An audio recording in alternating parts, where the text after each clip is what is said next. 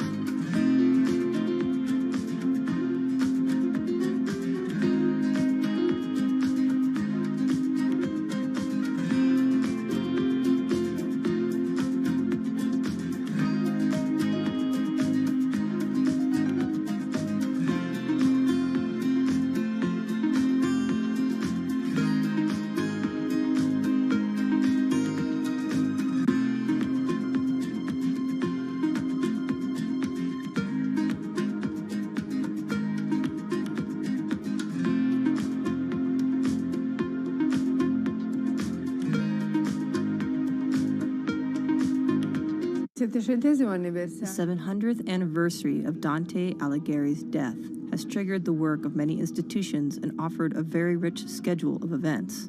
Today in Santa Croce, we present one of these projects that suffered a difficult start because COVID-19 has stopped the project that was shared by the Opera di Santi Croce by the Franciscan community from Florence Municipality and the Fund for Religious Building of the Internal Minister. Today, Felice Limosani's project is finally enjoyable. In the Pazzi Chapel, the marvelous architecture by Filippo Brunelleschi, the most important images from the Divine Comedy created by the French illustrator Gustave Doré. Through these images, we can live the violent emotions of hell, the weight of purgatory, and the sublime joy of paradise. The digital humanities are a cultural occasion to exploit. Summing up, it's about merging humanistic disciplines with new technologies. I find this to be an innovating and modern tool to update culture. Cultural heritage becomes something to hand over to the new generations and not to be put aside. So it's about using technology, pixels, and binary code with a human and humanizing content.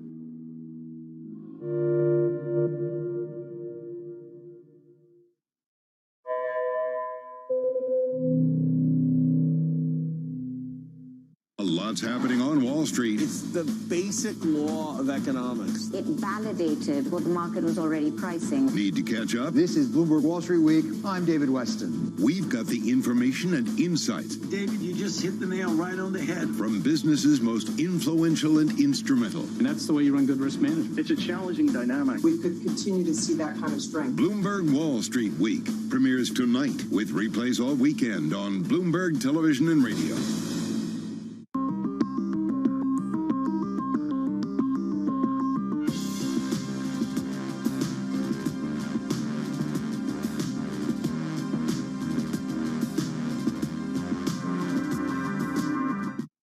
Tech reports earnings. Another big day. Apple, Amazon crushing it. Bloomberg brings you the headlines first. Revenue growth falling for the first time. Missed on every top and bottom line metric apart from one. This really is a story of strength. Plus, expert analysis to keep you informed. We've been waiting for this. The fact that they are not profitable is concerning. Is this a company that indicates maybe a recession is coming? We think it's going to be a major bounce back coming in next year. Nobody covers tech earnings like Bloomberg, your global business authority.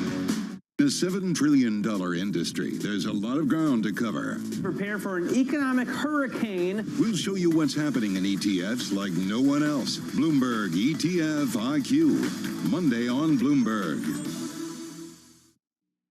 Today, will we see the first cracks in the labor market? There's another shoe out there to drop. Will the labor economy break? Can the Fed deflate the demand for labor in the economy without pushing up unemployment? Today, Tom, John, Lisa, and Mike will bring you crucial data and expert analysis at terminal speed. We still have a lot of slack in the labor market. The labor market is going to be seen as to whether it keeps the light green on go, go, go for this Fed. The July jobs report today on Bloomberg Television and Radio.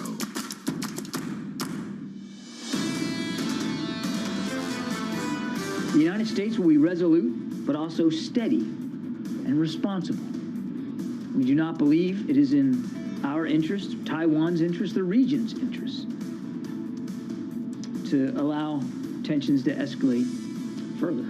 That was John Kirby, the spokesperson at the U.S. National Security Council. From New York City with Tom Keene and Lisa Abramowitz, I'm Jonathan Ferro, counting you down to payrolls, 1 hour and about 12 minutes away, looking for something like 250k on the headline number. That's the median estimate in our survey. Futures down a tenth on the S&P, on the Nasdaq, still heading towards a third straight week of gains. We're softer there by 0.2%. Yields just a little bit higher by a basis point, 269.72. I keep going back to crude, 87 handle now, down 0.7%, 87 and about 90 cents. Keep an eye on that. We heard from Secretary Blinken a little bit earlier, Tom. His words, China has chosen to overreact to Speaker Pelosi's visit to Taiwan. And it is a simplistic analysis, and that's what we're seeing right now. To help us with the complexity of Taiwan and China, Emily Wilkins joins now, Bloomberg government reporter. Emily, I'll cut to the chase, and I'm vamping here off of the expertise of someone like James Stavridis, the admiral, with all of his experience. There are 166 islands of Taiwan. The complexity here for the USS Ronald Reagan, the Navy, and Secretary Blinken is exceptional, isn't it?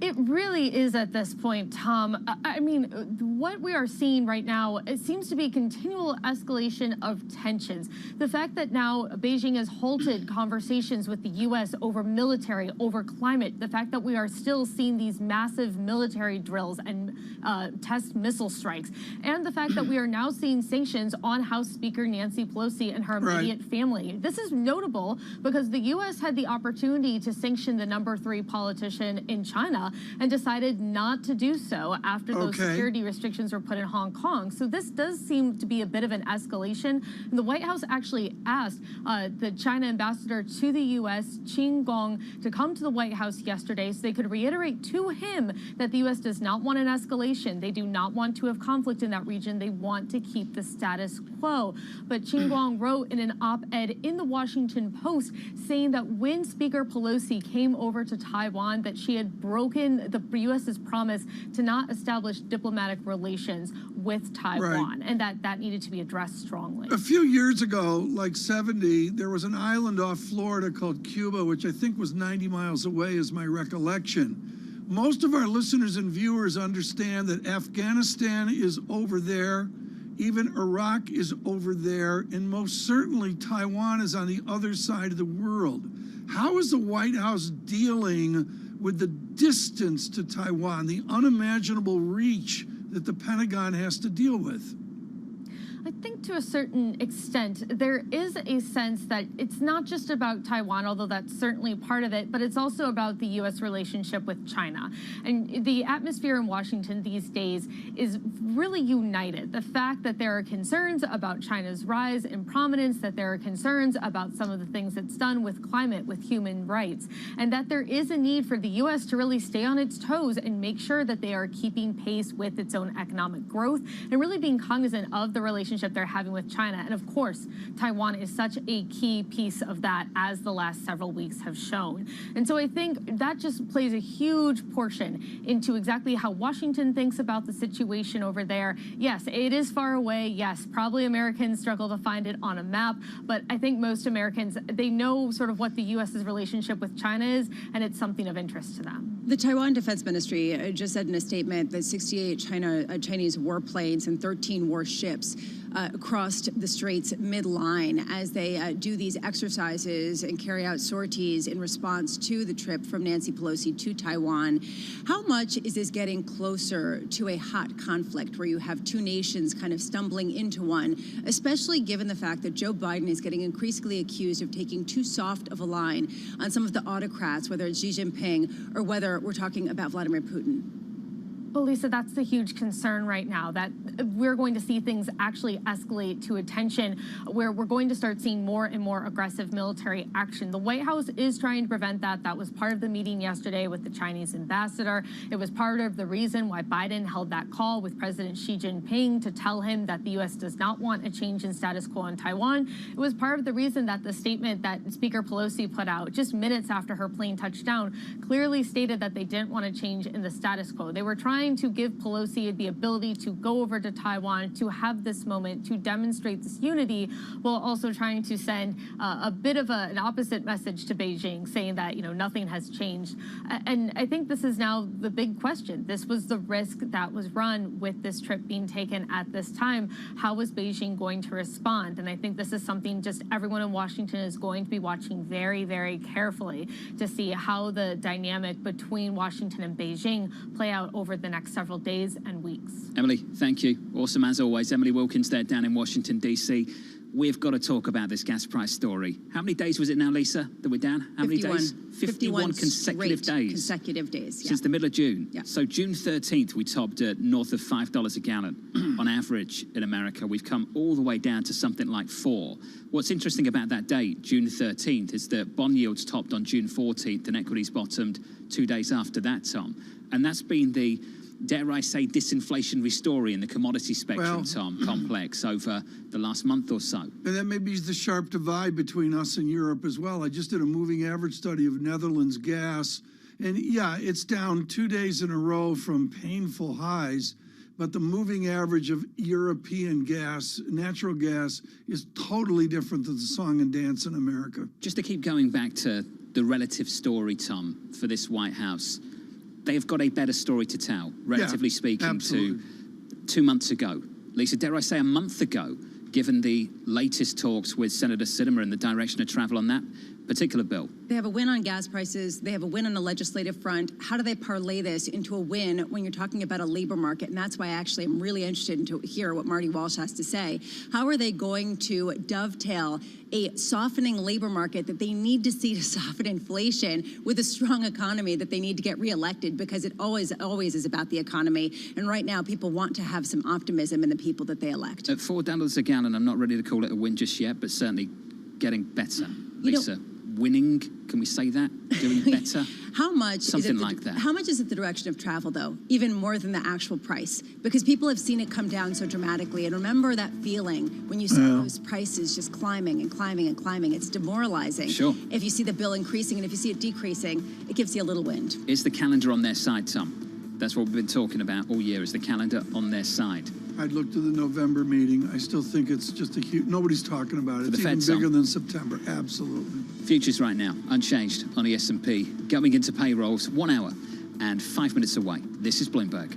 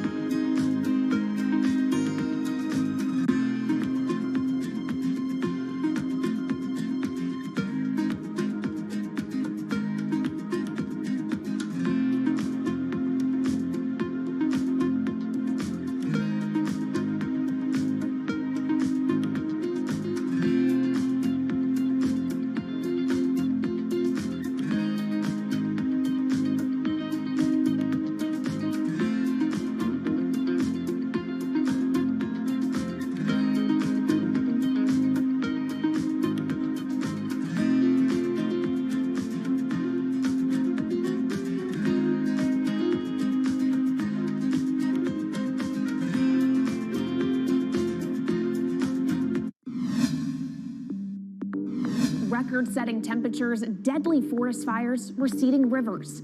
In this episode of Bloomberg Green, we're focusing on extreme weather. We'll explore the science behind the recent heat wave. It's going to get more extreme than it is now. I'm afraid that's inevitable. The consequences of extreme weather. There is overall low awareness that heat kills. And until recently, there's not been as much effort to try and educate people about the dangers of heat. And solutions for the planet to mitigate and adapt. We need government to lead on this, and we need government to stimulate, regulate, and stop certain things happening. I'm Kaylee Lyons from Bloomberg's global headquarters in New York, and don't miss this week's edition of Bloomberg Green, airing this weekend on Bloomberg TV, Quick Take, and online.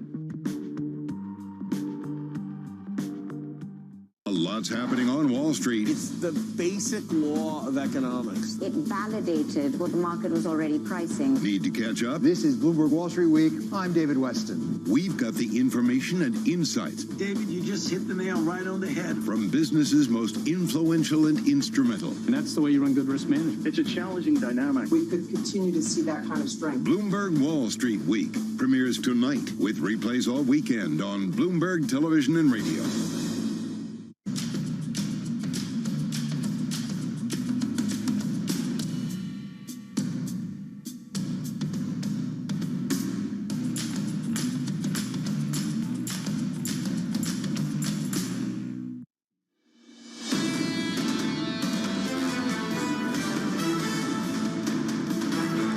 Good morning on this Payrolls Friday morning. Good morning. Here is your morning price action. Futures unchanged on the S&P. On the Nasdaq 100, essentially unchanged too, down about 0.1%. Not unchanged from the June lows. What a rally it's been. Up by more than 19%, call it 20% higher on the Nasdaq 100, more than 13% higher on the S&P 500. That's the equity rip. You know that story well. This has happened even as the Fed has pushed back. We talked about the move at the front end of the yield curve. Let's talk about it again. 2s, 10s, and 30s. Yields up by 17 or 18 basis points on a 2-year. We are responding in the way we anticipated to the Fed speak that we anticipated, which was some pushback after what we heard from Chairman Powell last week. Some pushback, essentially the bottom line, the conclusion, we have more work to do. So a bit more weight into the front end of the yield curve, and yet still an equity market rally. Lisa's talked a lot about that. If I told you we'd move higher on the week by 17 or 18 basis points, would you say we'd have a third straight week of gains in store on the Nasdaq? Well, that's what we've got. In the FX market, it's always about the relative story, Tom. In the UK, they're facing down 13% inflation in their future, the prospect of a recession starting year-end and running through the whole of 2023.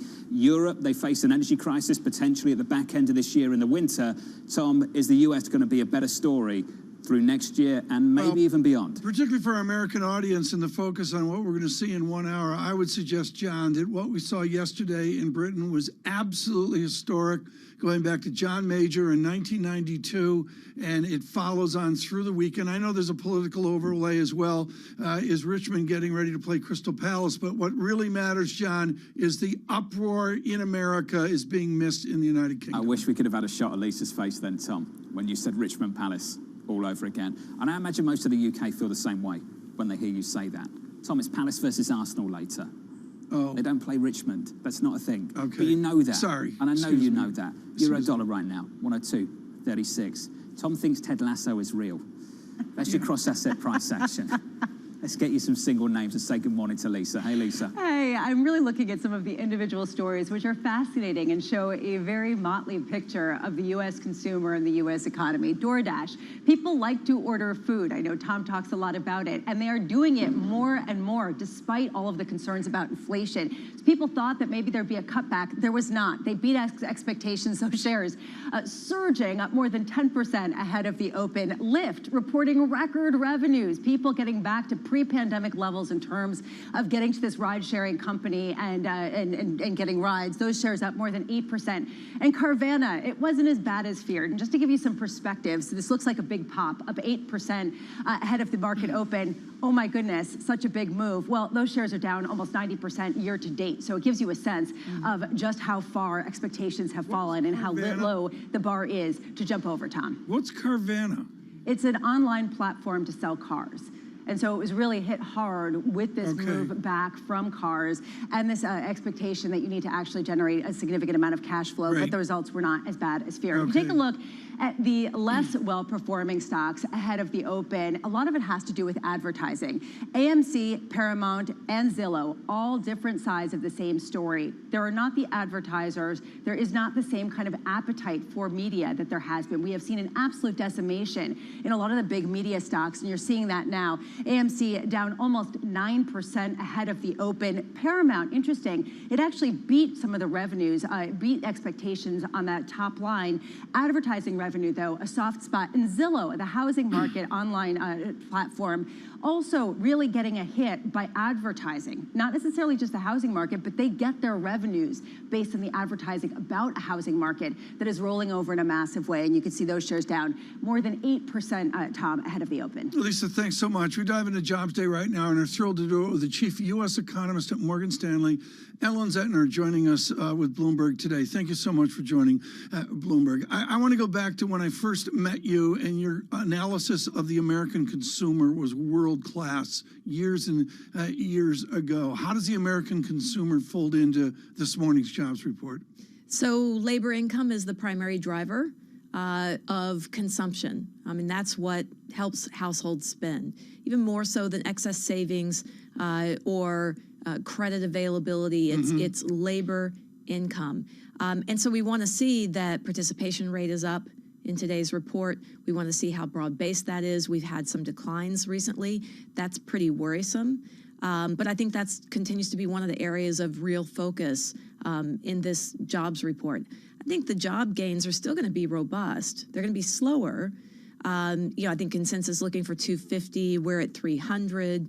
But anywhere in the 200s, that's still really strong job creation. This is really important. Let's go back to what normal was. And there was a time where we modeled 150,000 non-farm payrolls is the run rate of this nation. Adjust that now. What is the run rate beneath the elevation that we still see of a re-employed post-pandemic America? So if we think about, how many jobs do we need to create to keep the unemployment rate steady? And it's about 90,000 by our estimates, which means we're running a very hot labor market by 200, 300,000, 400,000 jobs a month. And, we're so focused on the jobs report because, of course, it's the engine of the economy. And when you've got recession fears and angst that is so high right now, a very weak jobs report would really rattle folks. But I tell you what would rattle me is if we don't see a slowdown in jobs, if we don't see that slack in the labor market start to return, because then the Fed would have to do even more. Then take us back to the Waller-Summers debate, and I don't want to wax philosophical here. We're 55 minutes away. It's not time for theory. But I do want to suggest there was this halcyon day before 2000 when it was truly a fully employed America. And Jeff Sachs and others have said, that's gone. Are we looking at this whole song and dance wrong, and that it's an America that is employable and there's a whole nother America that is not? Yeah, so I think when the dust settles, and who knows when that is, this is going to be a social economic debate for quite a long time, because we are very focused on labor force participation rates picking up. And those will reach pre-pandemic levels. But and then what? I think what will not reach pre-pandemic levels is probably the employment to population ratio, because you will have a large chunk of the population that will just be unemployable. I tell you what, I've been learning more and more about long COVID, and not just long COVID that you have symptoms for more than 3 months, debilitating long COVID. And we've been studying the UK, because they have a nice national database for it, trying to apply that to the U.S., we might have a real problem there, where a good chunk of folks are just simply going to be unemployable. And Ellen, this is something people have pointed to the mystery of the lack of recovery in the participation rate that we have seen. I want to go to Tom Porcelli's point, where he said, why is it bad to see high wage gains? Why is it bad to see wage gains that are still lagging so far behind inflation at a time when we have seen the middle class really crimped and crimped disproportionately? What's your response?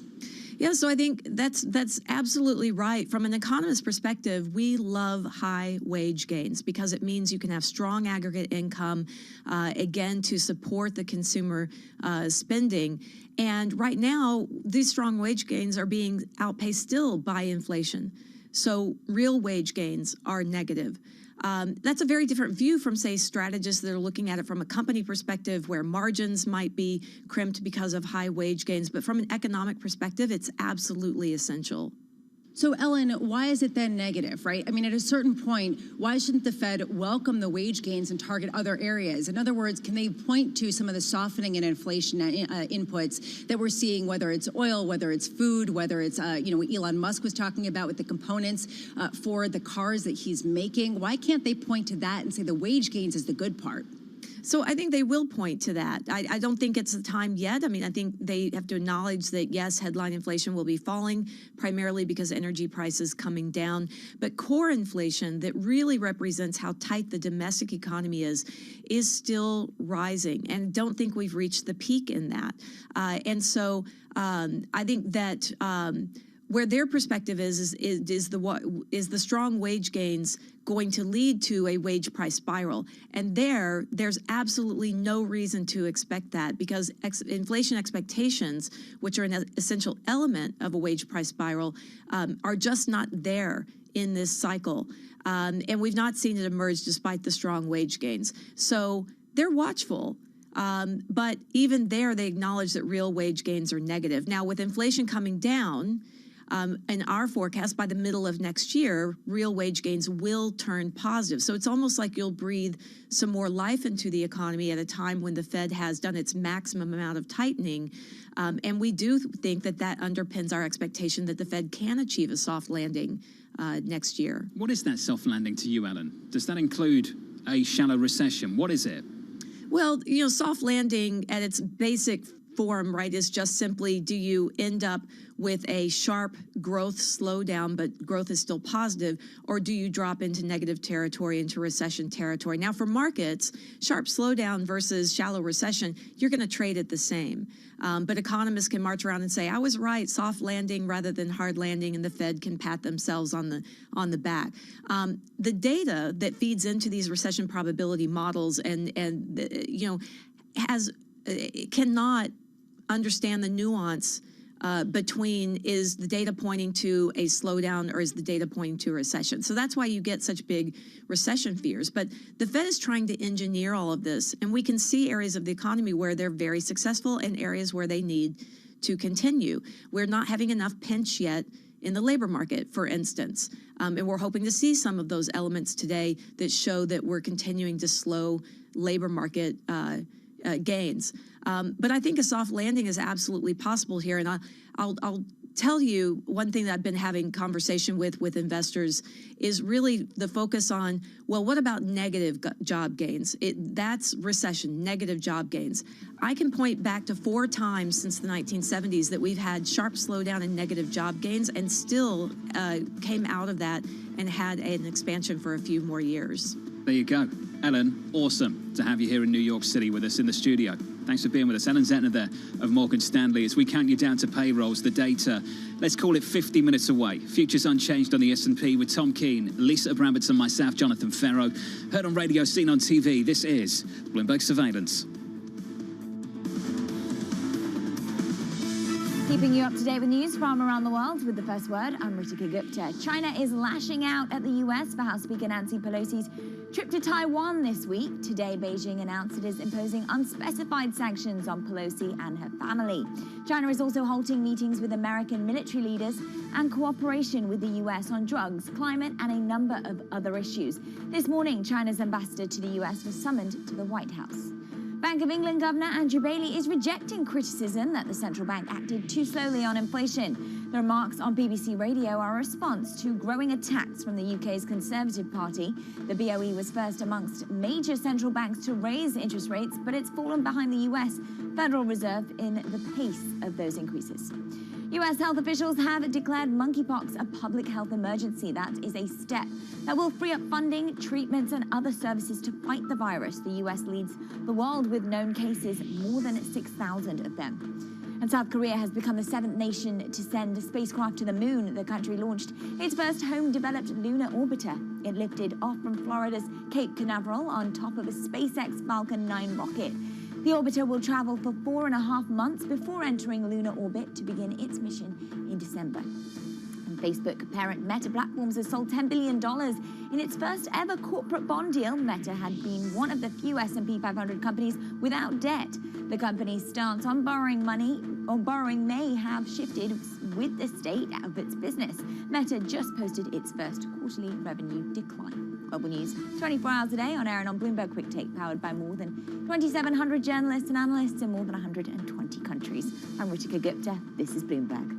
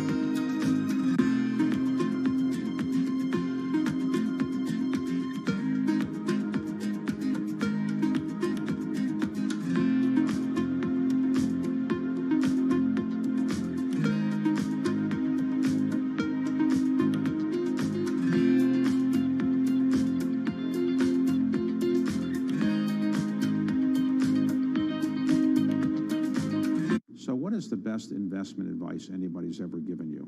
You don't need to have a good idea every day. So there's times to be patient and there's time to press. What do you think is the most common mistake that investors make, the average investor? I think it's FOMO, so buy high, sell low. You know, and the amount of damage that does the average investor is big. Let's suppose I have an extra $100,000. What would you say that person should do with $100,000? To put it in an index fund or something else like that? Yeah, I mean, I think for the average investor, buying an index, but buying and holding and just letting it compound is really sensible advice. I think the more trading someone tries to do, the more damage they tend to do.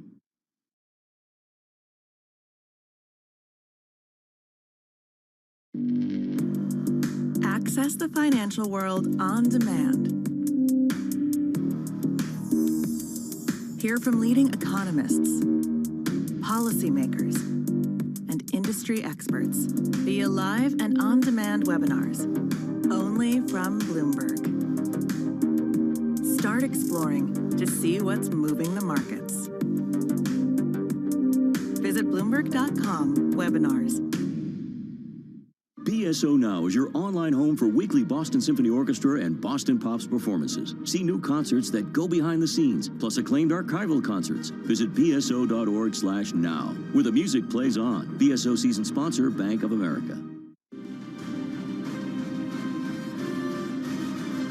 You're so intimately linked to the future of the UK. What are you seeing when you go to branches and in the country? Yeah, we're seeing a lot of anxiety at the moment. You know, I think the recovery from the pandemic has been and is continuing to be very strong. So I think we're seeing the economy recover. But with rising interest rates, with inflation, those are things that, you know, peoples and families and businesses haven't had to deal with for 10 years. So a lot of business owners today haven't had to operate in that environment. So it's causing quite a lot of anxiety, which means, you know, for us, because we're up and down the country in branches and offices, we can spend a lot of time talking to businesses and helping them plan and deal with it. But it is, you know, it's very different, and it's not something people have had to operate in for a long time.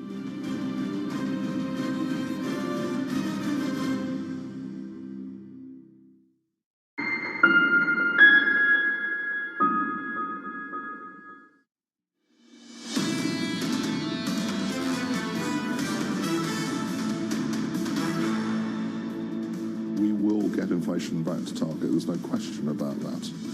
So that's my message to people in the street. Now, of course, it's very hard. I mean, it is very hard, particularly for those on low incomes in this country who are much more affected by inflation, which is concentrated, as it is, in energy particularly.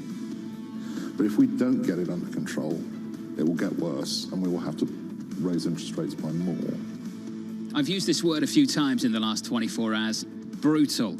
From Governor Bailey of the Bank of England, sitting down with Francine Lacqua yesterday after that decision. Well worth a second look if you haven't seen it. 13% inflation forecast, more than. Recession from Q4 this year and through the whole of next year. And rates may have to go even higher than now. Futures unchanged on the S&P. On the Nasdaq 100, we're down by not even 0.1%. Going into payrolls, 42 minutes away. Yields are higher by a single basis point. 270 on the 10-year. And I've said this a few times this morning too. I cannot get used to crude in the 80s after seeing it north of 100 for so long. $30, John. 87, 30 to 97. 30. Big turnaround, Tom. We're down another 0.6% this morning. 124 to 94 on Brent crude, and that speaks volumes. Right now, we're going to get the math done. Julian Lee is with us, oil strategist at Bloomberg, with a brilliant an X number of paragraphs on what Saudi Arabia did at OPEC Plus the other day, and we get an oil update from Julian Lee. Julian, I want to look at the math of your oil study and how it folds over to a liter or gallon of gas. As oil comes down, do you just assume a liter or a gallon of gas comes down? I don't think you can make that kind of one-to-one assumption, and it very much depends where in the world you are. Certainly, we see that gas prices in the US are much more responsive to changes in crude prices than they are here in Europe, for example. And that's very much a function of taxation. The very high level of taxes here in Europe are predominantly fixed. So the tax doesn't change as the underlying price of the oil changes. And that has a dampening effect on any movement. We saw OPEC Plus. You wrote a brilliant paragraph. John Farrow cited it, I think, 3 times on it was minuscule, it was basically invisible. What is next for OPEC Plus? I think that's a very good question. I mean, you know, you can look at what they did earlier this week, and they've agreed to add 100,000 barrels a day. I mean, you struggle to measure that, and there are various possible reasons that they did so little. I mean, it could be the political sway that Russia holds within the group, and certainly their post-meeting press release talked about the need to hold everybody together and unanimity, and that may be the best that they could get. The other big point that they made is that basically they have very little spare capacity. There's very little more that they can add, and for most members there's probably none at all. And that really does then start to raise the question of what's the point of this group if they cannot any longer balance the market by putting in more supply when it's needed. Then, you know, is their purpose then just to cut back as things slow down if they do? Julian, given the supply response or lack thereof and the worries around spare capacity, I'm just looking down the contract table for crude. We're in the 70s in December 23 for whatever that's worth. What do you make of the backwardation in crude at the moment? Does that make sense to you, Julian?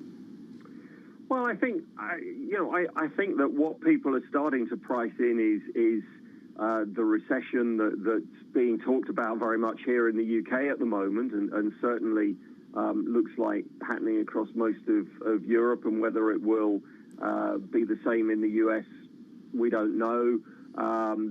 Certainly there seems to be, at the moment anyway, a bit of a slowdown in expectations for China. And if you start factoring all that in, and the supply growth that is seen from a relatively small number of countries next year, but nonetheless it is supply growth, then perhaps, you know, you then start to see an oversupplied market again. Julian, how much does this hinge on China never leaving zero COVID? I think that's again a very good question. I mean, this zero COVID policy that China has adopted has certainly held back the recovery very significantly.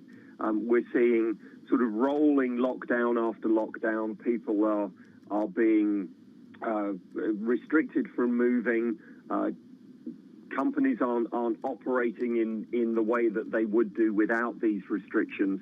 And there certainly is, I think, this great uncertainty around what happens in China if they have a shift in their COVID policy and things pick up again. But I think part of the uncertainty is that China's economy is still very tied in to being a supplier of goods to the rest of the world. And if the rest of the world is in recession, that has a knock-on effect, again, on China's economy. Julian, just awesome coverage this week with the team on OPEC Plus and that meeting. The team's done a brilliant job. Just fantastic, Julian. Thank you, sir. As always, Julian Lee there on the latest. And Lisa, spot on. It's got to be one of the hardest questions to answer right now. Can you get in the mind of President Xi and tell us what the demand picture looks like out of China? And can we get a sense of the range of potential outcomes for crude should the zero COVID be abandoned after the Party Congress later this year or not? I mean, is this basically the distinction between $70 or $110? I mean, how big is that spread? Pick your poison, Tom, when it comes to COVID zero. For the rest of the world, at least, the supply chain kings could work themselves out a little bit more on the one side. On the other side, you're going to have a lot more demand into that commodity market. Well, the demand dynamics is always the greatest mystery. John, it's just something learned years ago is a general statement. Guessing the price of oil is the most hazardous to your portfolio. The hardest. Yes. It just I've learned it by enjoying losing money, and it's just the hardest thing to do. Tom, I think a lot of people have enjoyed losing money trying to guess the crude price, without a doubt. It's there, and between now and the end of the year, John, I guess it could cut either way, but just a major respect for people like Edward Morris at Citigroup, who were just saying, would everybody calm down at 110, 120? Well, and then there's this added element of uncertainty that Paul Sankey was raising yesterday, where he said it's because people are driving the same number of miles, but they have much more efficient cars. How do you factor in the shift to better mileage and electric vehicles? Honestly, what did you make of that? Were you convinced by that? I challenged it by saying, well, we're talking 2 years difference that we're experiencing these, declines in terms of gas usage in a certain peak period of time. So unless everybody got electric vehicles in those 2 years, it's hard to see that would necessarily be the case. That said, there is this issue of better efficiency right now going forward. John, I remember people gaming the price of oil off the shift from traditional tires to radials a million gazillion years ago. How many decades ago was that, Tom? It just, Good times. It's supply and demand. Guess it as you can, and good luck. Futures, positive a tenth on the S&P. In the next hour, it's the payrolls report, 8:30 Eastern Time, 34 minutes away. This is Bloomberg.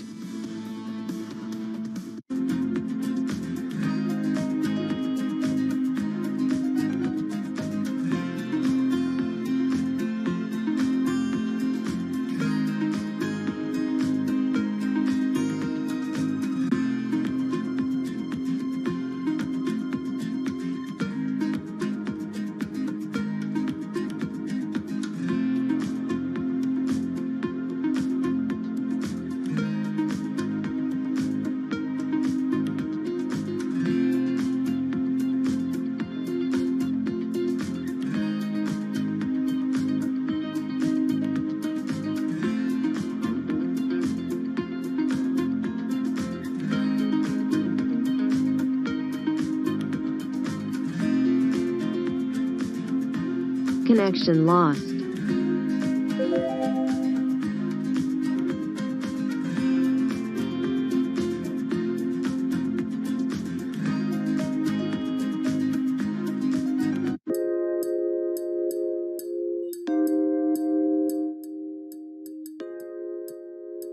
I think we need to think differently about, being enough. I think, in number of different respects, I think, we're trying to either prove ourselves or do too much. I think we have to realize that, as Black people, despite what society says about us, despite, what happens, we are enough. And so I think going forward in that headspace, I think is really important. I think the pandemic really highlighted the importance of financial literacy. And in that, it's so important to understand, okay, like how do we budget? How do we plan for, unforeseen circumstances and really make sure that we're prepared for these events in the future. And through Blackstone Capital, that's why we really place a big emphasis on financial literacy in all forms, budgeting, retirement, investing, etc. What motivates you guys to do this? I think it's honestly the impact that we've already seen.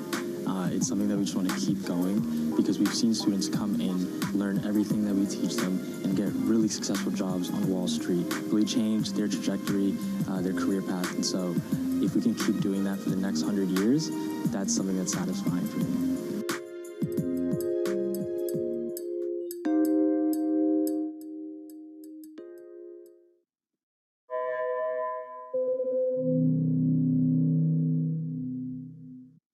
People ask me all the time, what is the key to being a really good investor? And I tell them it's to surround yourself with and work with the best investors you can find.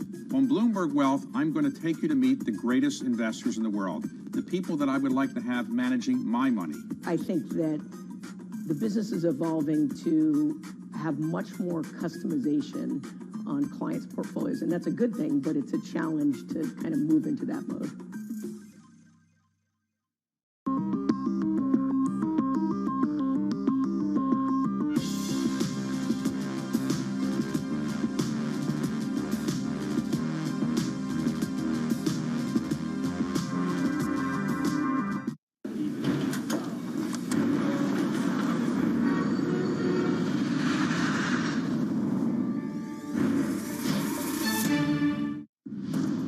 No one covers the world like Bloomberg. There's a sense it'll get to 7% in the coming months. Do you see that coming true? There was something of a grey zone battle between Taiwan and China. Where are the job cuts to come from? We will not just cut and run. With unmatched reach and resources from more than 120 countries, the moment news breaks, 24 hours a day.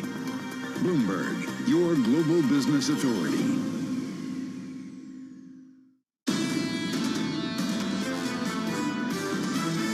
Many of us have been saying, we're in a technical recession, but not a true recession because the labor market is so strong. I don't think we're pricing in the recession that's coming. I think the Fed was very, very late to this. I mean, I would argue that today we should be 100 basis points higher. I think what the market needs to see is more and more tightening. It's clear that, the Fed is not done. This is Bloomberg Surveillance with Tom Keene, Jonathan Farrow, and Lisa Abramowitz. Good morning, everyone. Jonathan Farrow, Lisa Abramowitz, and Tom Keene on radio, on television. It is Jobs Day in America.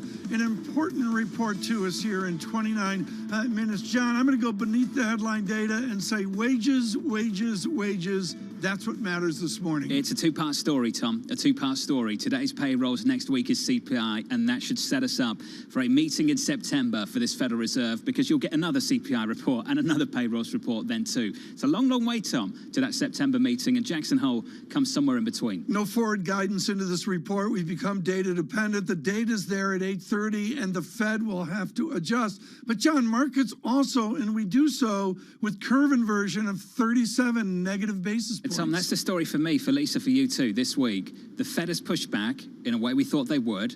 Yields have responded at the front end by 17 or 18 basis points on a 2-year, higher, and the equity markets kept on rallying. The Nasdaq 100 rallying for a third consecutive week, Tom, and we have ripped off that market low.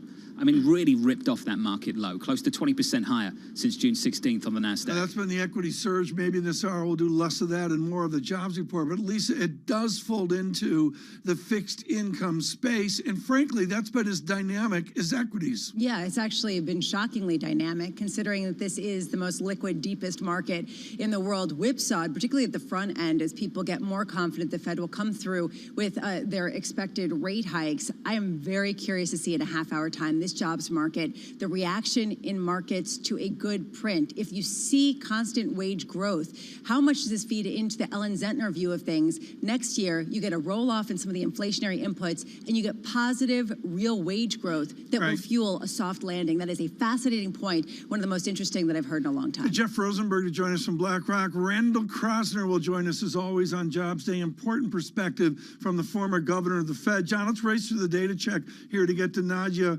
level right now. I'm going to look again. Equities churning earlier. John, green on the screen. Nice. Muted price action, Tom. Muted. Up a tenth on the S&P and the Nasdaq, up by 0.04%. In the bond market, up by not even a basis point. We're hanging tough. We're going nowhere. Going into payrolls in about 28 minutes. 269.54 on a 10-year. We talked about life south of 100 on crude. Life south of 90. Sub 90. $88 a barrel now on WTI. Tom, we're down about 0.4% on the session. The heritage of astronomy and physics in Western Massachusetts is extraordinary. At Smith College, you would never have guessed that there is McConnell Observatory.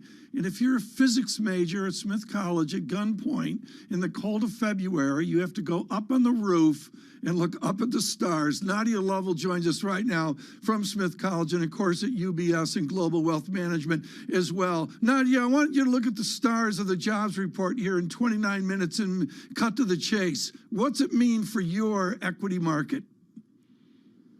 We're closely watching these job numbers. I mean, we think that if you get something in the 200 to 250 range, and that is comfortable for market. We also want to see labor participation move up, because that will also mean that, labor supply is increasing, and that could help alleviate some pressures that we're seeing on the wage side. So in order for this rally to sort of be sustained from a job market standpoint, you want to sort of be in that sweet spot. But we do think that what's also important to the market is next week the CPI numbers, because obviously that's going to also determine the path of the Fed going forward. Nadia, when you were studying physics, the stars were fixed in the sky. There was an order to all this.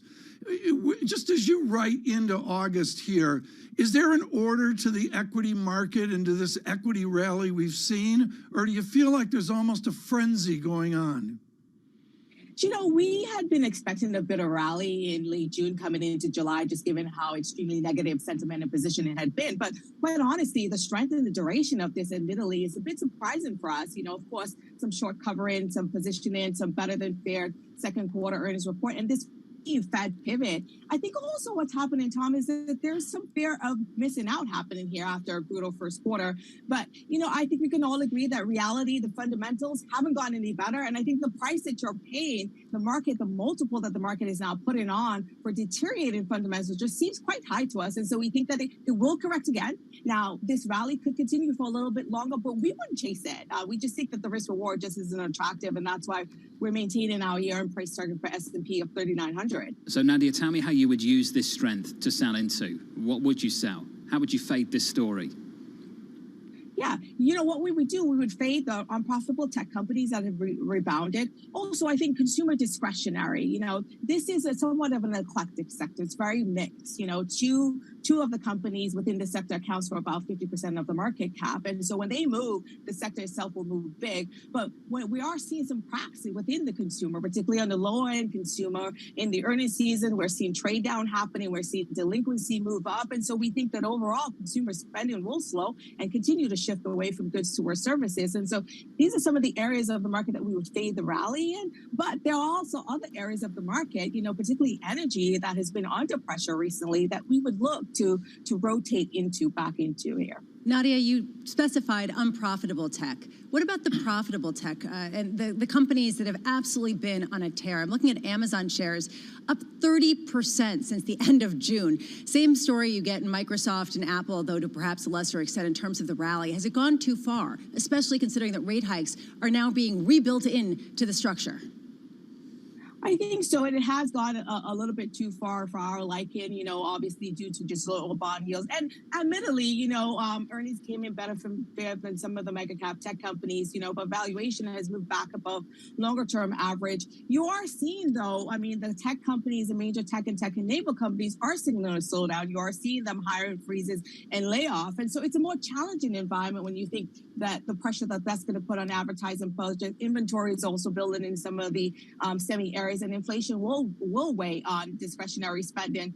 But I think what we did heard, Lisa, during the earnings seasons is that enterprise and spending does remain strong. So we would be selective in tech. Really looks at those high quality companies, particularly those with higher reoccurring revenue that's going to be more resilient in any sort of slowdown, and those that are less exposed to consumers. So we'll fade the rally in the others and maintain exposure in this high area of quality. When it comes to the energy opportunities that you're looking at, how much does that hinge on a recession that doesn't come or a soft landing that doesn't dampen demand to such a degree? You know, when you look at past recessions and on oil demand, it really doesn't change all that much. You aren't seeing this real meaningful contraction in oil demand. And so this is why we continue to remain bullish on oil. And just think about in the second half of the year, when you look out, you've seen a massive pullback in oil prices. When you look out in the second half, you're going to need to rebuild the SPRs. You're also going to see additional sanction on Russian oil. And so those 3 million barrels a day are going to need to be replaced. And so we heard from OPEC this week that spare capacity remains quite limited. And so we think that this is going to put upward pressure on oil prices. And we continue to believe that oil prices will get to $125 Brent by year end and into next year. And that should be overall positive for commodities as well as for the energy sector. Nadia, brilliant to catch up with you on this Payrolls Friday. Thank you. Nadia Lovell there of UBS Global Wealth Management. What Nadia said about consumer discretionary is so important. I've talked about this rally off the lows, off the middle of June. We're up about 25% for that industry group. As she said, two names, know what you own, two names make up that industry group, 50% of it.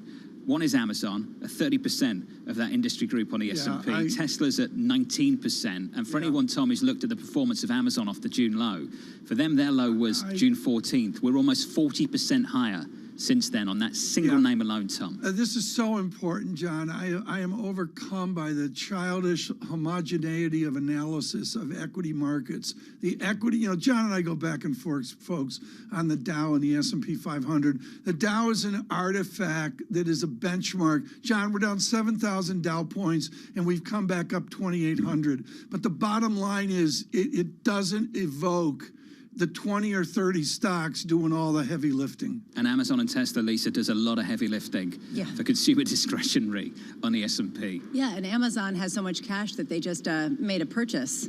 They are purchasing Roomba, which is the vacuum cleaner that a lot of people have around their houses. I find this fascinating because, first of all, people have been wondering when they're going to start making acquisitions, but it also raises other issues of the tech dominance that's allowing them to do everything in your home and track it. So this is the robot vacuum cleaner? Yes, correct. Okay. How much are they? I don't know. I don't have a Roomba. Tom has a Roomba. I'm asking Well, if someone can tell me how much are they. No, I'll look it up. I don't while remember. Tom is The accountant gets them for us, but there's 3 or 4 of them, and they've gotten better. They've gotten quiet. Vet Bill loves it now. Actually, at first there were some real problems. The dog was scared of it. Dogs were scared of it, but right now Vet Bill loves his Roomba. But the bottom line here, John, is this is a company that tanks 70%, and Amazon's picking it up off the bottom, off what appears at an amateur glance to be a dreadful earnings report. John, how much of this are we going to see in some form of growth recession or true recession where the haves take out the have-nots? What's wrong with just doing a bit of vacuum cleaning? Hey, Lisa, to your point, we're starting to see a little bit more corporate activity this week on both the equity side and the debt side. It had been completely shut down during a lot of the volatility and the massive part of the sell-off, and now you're seeing it pick back up again. Just for your information, a Roomba can go from $250 to $1,000. How can it be $1,000? That's ridiculous. Well, I think that it's some kind of I don't know. The theory, Alex Webb is saying that it can map your house out so that it can. No. I mean, it's just this whole thing of your privacy. No. I know. This is the reason why you don't know about Roomba. The $1,000 Roomba's got a bucket up top with Milk-Bone biscuits in it, which is how you get the dog to. Tom, have you seen the Balenciaga trash bag for $1,700? No, John, I have not seen that. $1,790 for this. You find this Balenciaga stuff? drives me nuts. Did you buy 2? I didn't get any. I think it's absolutely ridiculous. And someone just tweeted, the Fed should hike 1,500 basis points.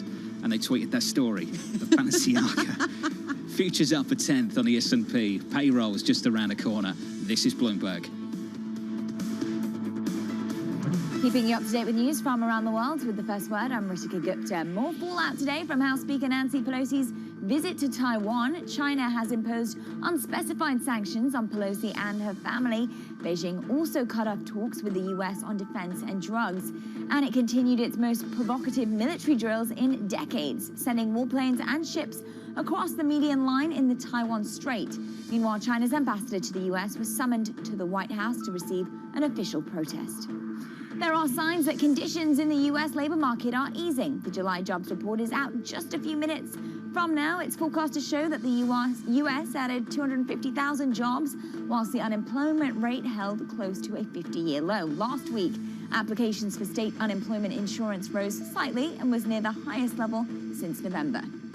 Democrats have agreed on a revised version of their tax and climate bill. They will drop a provision that would have narrowed a tax break for carried interest. They also altered a minimum tax on corporations and added a new 1% tax on stock buybacks. A pivotal vote in the 50-50 Senate. Democrat Kristen Sinema says she'll back the revised plan.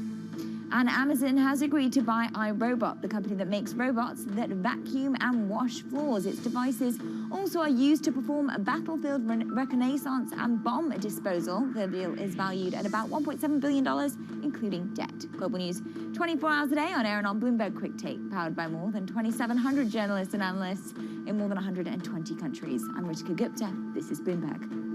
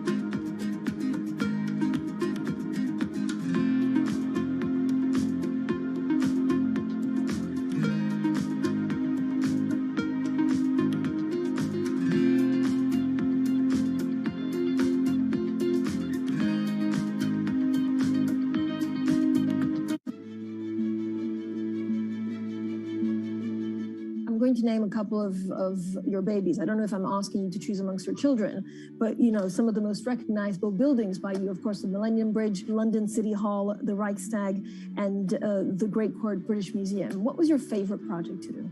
The Reichstag does stand out because, first of all, it's an energy manifesto. So it transformed something that was dependent on fossil fuels. It uses all the technology to produce something which is essentially carbon neutral. And as a public building, that's a statement. It's a symbol of a city. It's a symbol of a nation. It incorporates works of art. It's recycling an existing building, which, as I mentioned earlier, is the ultimate in sustainability. If you can give a new life to a building, it also creates public space at the roof level. It's the most visited parliament in the world, so it puts the public above the politicians who are answerable to them. And that, of course, was made possible by the politicians. So it's a demonstration of democracy in action. Lots happening on Wall Street. It's the basic law of economics. It validated what the market was already pricing. Need to catch up? This is Bloomberg Wall Street Week. I'm David Weston. We've got the information and insights. David, you just hit the nail right on the head. From businesses most influential and instrumental. And that's the way you run good risk management. It's a challenging dynamic. We could continue to see that kind of strength. Bloomberg Wall Street Week premieres tonight with replays all weekend on Bloomberg Television and Radio. In a $7 trillion industry, there's a lot of ground to cover. Prepare for an economic hurricane. We'll show you what's happening in ETFs like no one else. Bloomberg ETF IQ, Monday on Bloomberg. When big tech reports earnings. Another big day. Apple, Amazon crushing it. Bloomberg brings you the headlines first. Revenue growth falling for the first time. Missed on every top and bottom line metric apart from one. This really is a story of strength. Plus, expert analysis to keep you informed. We've been waiting for this. The fact that they are not profitable is concerning. Is this a company that indicates maybe a recession is coming? We think it's going to be a major bounce back coming in next year. Nobody covers tech earnings like Bloomberg, your global business authority.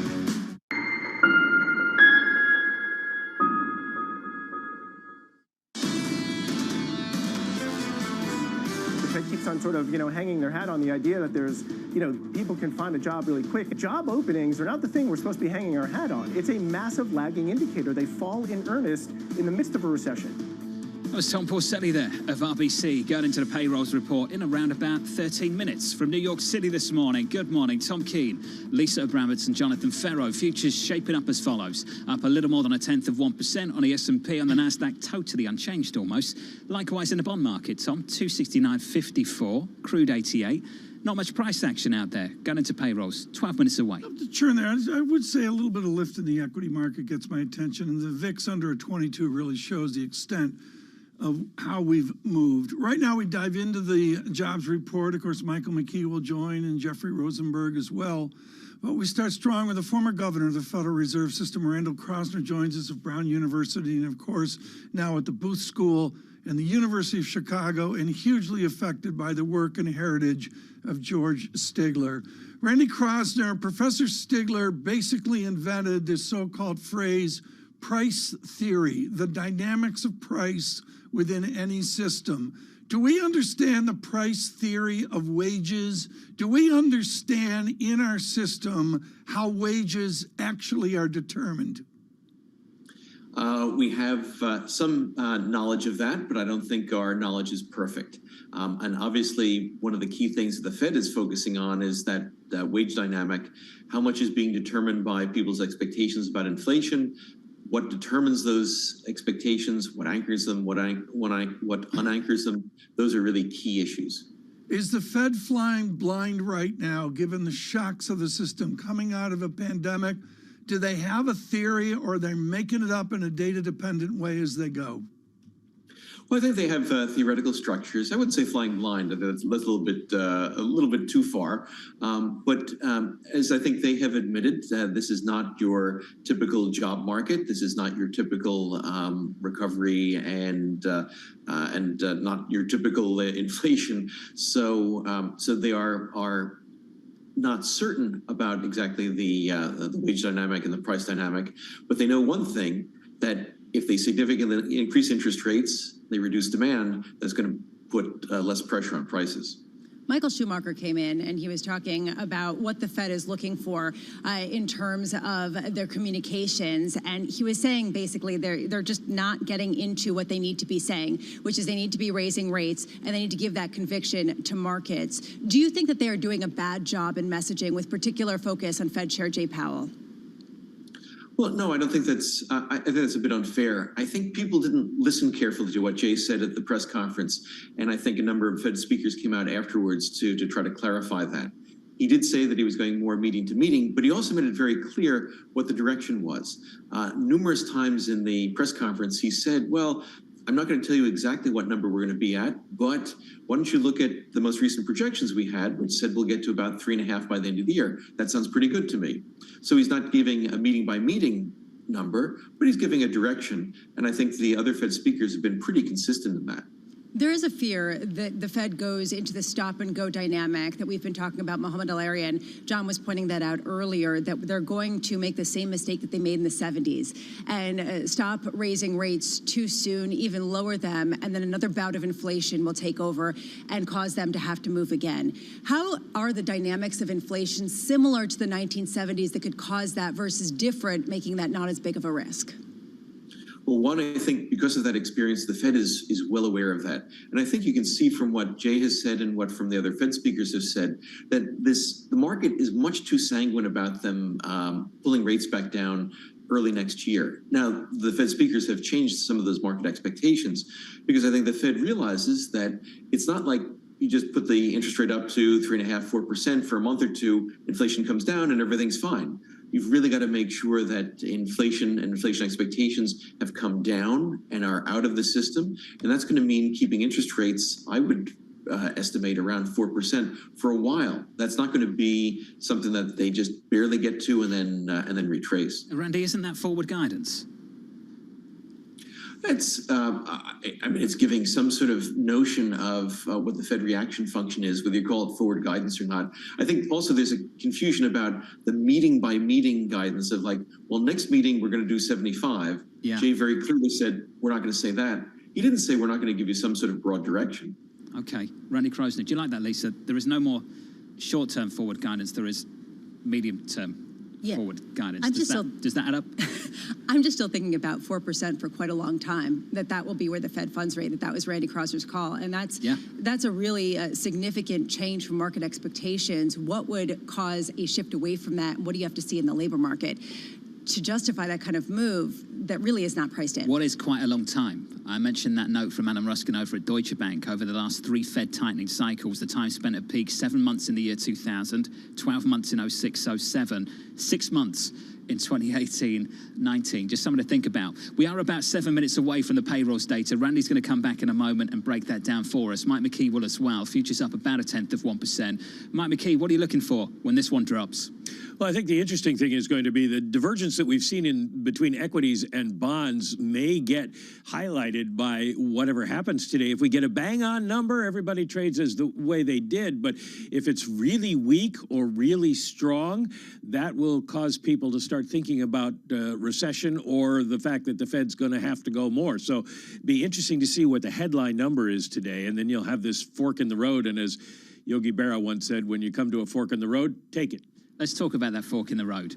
Mike, when are you expecting to see the deceleration? And I don't mean the step down from 300 to 200. We could see that this morning.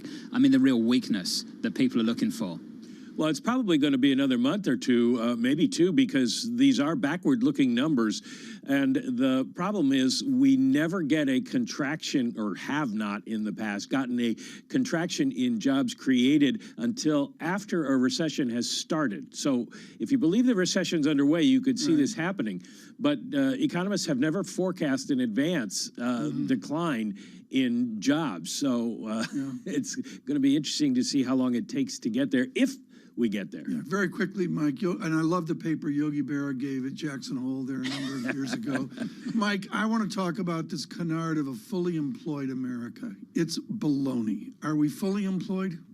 Well, the only way you can argue that is to talk about the math of it, because otherwise it's subjective. But the math of it is, yes, we're at a rate of unemployment where everybody who wants a job basically can find a job. There's always going to be people in between jobs. So, yeah, the Fed has a pretty good view on that, I think, and it's hard to disagree. The one thing about Jackson Hole that Yogi Berra also said was nobody goes there anymore. It's too crowded. We'll be going there, Mike, at the end of the month. Looking forward to going there with you. Mike McKee's going to be standing by to break this down. Mike McKee alongside Tom Keene and Lisa Brambitz. I'm Jonathan Ferro. When this one drops, we'll catch up with Mike McKee. We'll get the thoughts of Randy Krosner, formerly of the Federal Reserve, to give us his thoughts on what this means for the Fed.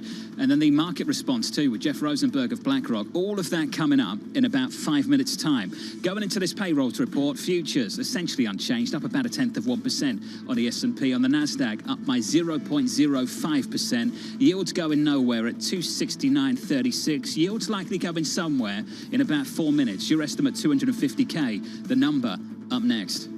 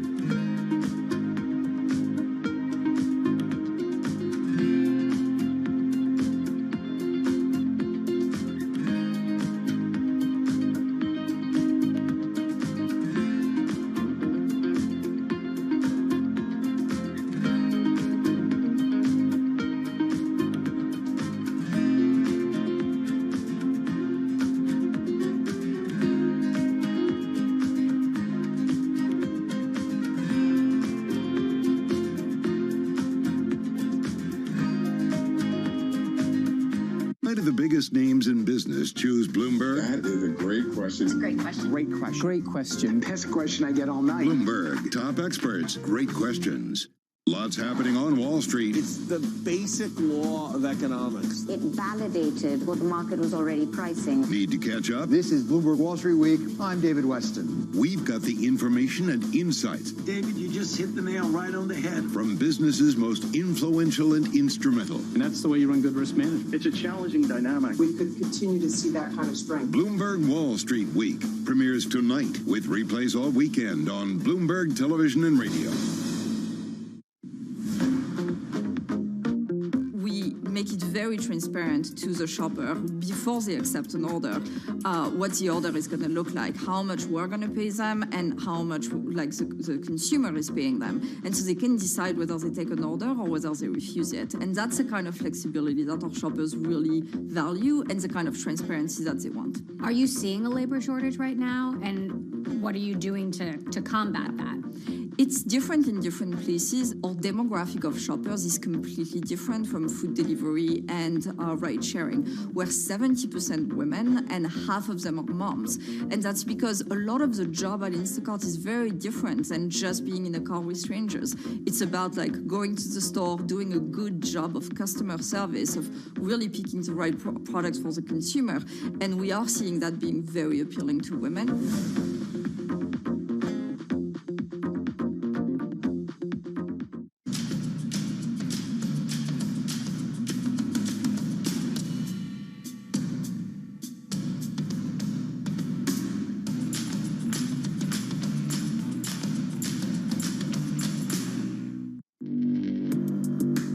Access the financial world on demand.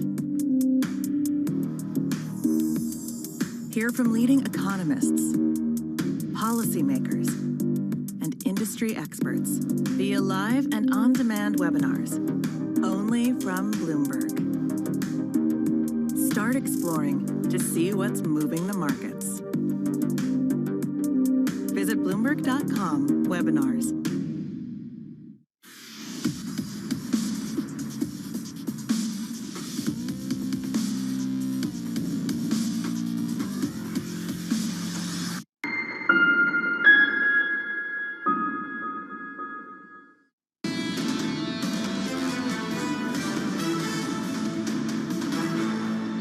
Data is 10 seconds away. Going into this data point, futures up by 0.2% on the S&P, on the Nasdaq 100 up a little more than 0.1% at 8:30 Eastern time. Hopefully with the payrolls report. Let's get over to Mike McKee. Hey, Mike. Here we go. And this is quite a surprise. Oh my, as Dick Enberg would say. 528,000 jobs created or restored. And interestingly enough, that takes us back to where we were when the pandemic started, that level. The change in private payrolls, 471,000. The change in manufacturing payrolls, up 30,000. Unemployment falls to 3.5%. I'll look into the reasons for that. And the average hourly earnings is interesting. It is up 0.5%. That's more than anticipated. So we go back up again after having fallen in the previous months to 5.2%. Labor force participation rate drops a 10th, 62.1%. The prior month, June, which was 372, now revised up to 398. So a very strong payrolls report for the month of July that belies everybody's thoughts. And I would imagine, John, you're seeing some movement in the bond market. You think? Some big moves, Mike. Up 14 basis points to the front end on a 2-year. The 10-year yield up about 8 or 9 basis points. 2s, 10s briefly, negative 40 basis points. That's your bond market reaction. Guess where stocks are? The lower, down by 0.7% on the S&P. On the Nasdaq 100, down by 1 full percentage point off the back of this. So yields up, stocks down, dollar stronger. Euro dollar, negative 0.7%. 101.76. TK, just wow. 528. We were looking for 250 in the previous number, close to 400K revised higher. That's a big number, and this is a big move. And the revisions are there as well. We're still waiting to get that data in. We'll get it here at any moment. Michael McKee, I look at the data, and you're going to be digesting this over the hours as well. Would you explain how people smart like you get this so wrong? I mean, within the dispersion of the economic survey, just for mere mortals out there on radio and TV, why do we get this report so wrong? In this case, you'd look at the contributing data, the data points that tell you something about employment, and you try to figure out from there where it may end up, and you look at past history. The past history is that the July numbers have underperformed the forecast since 2017 until this year.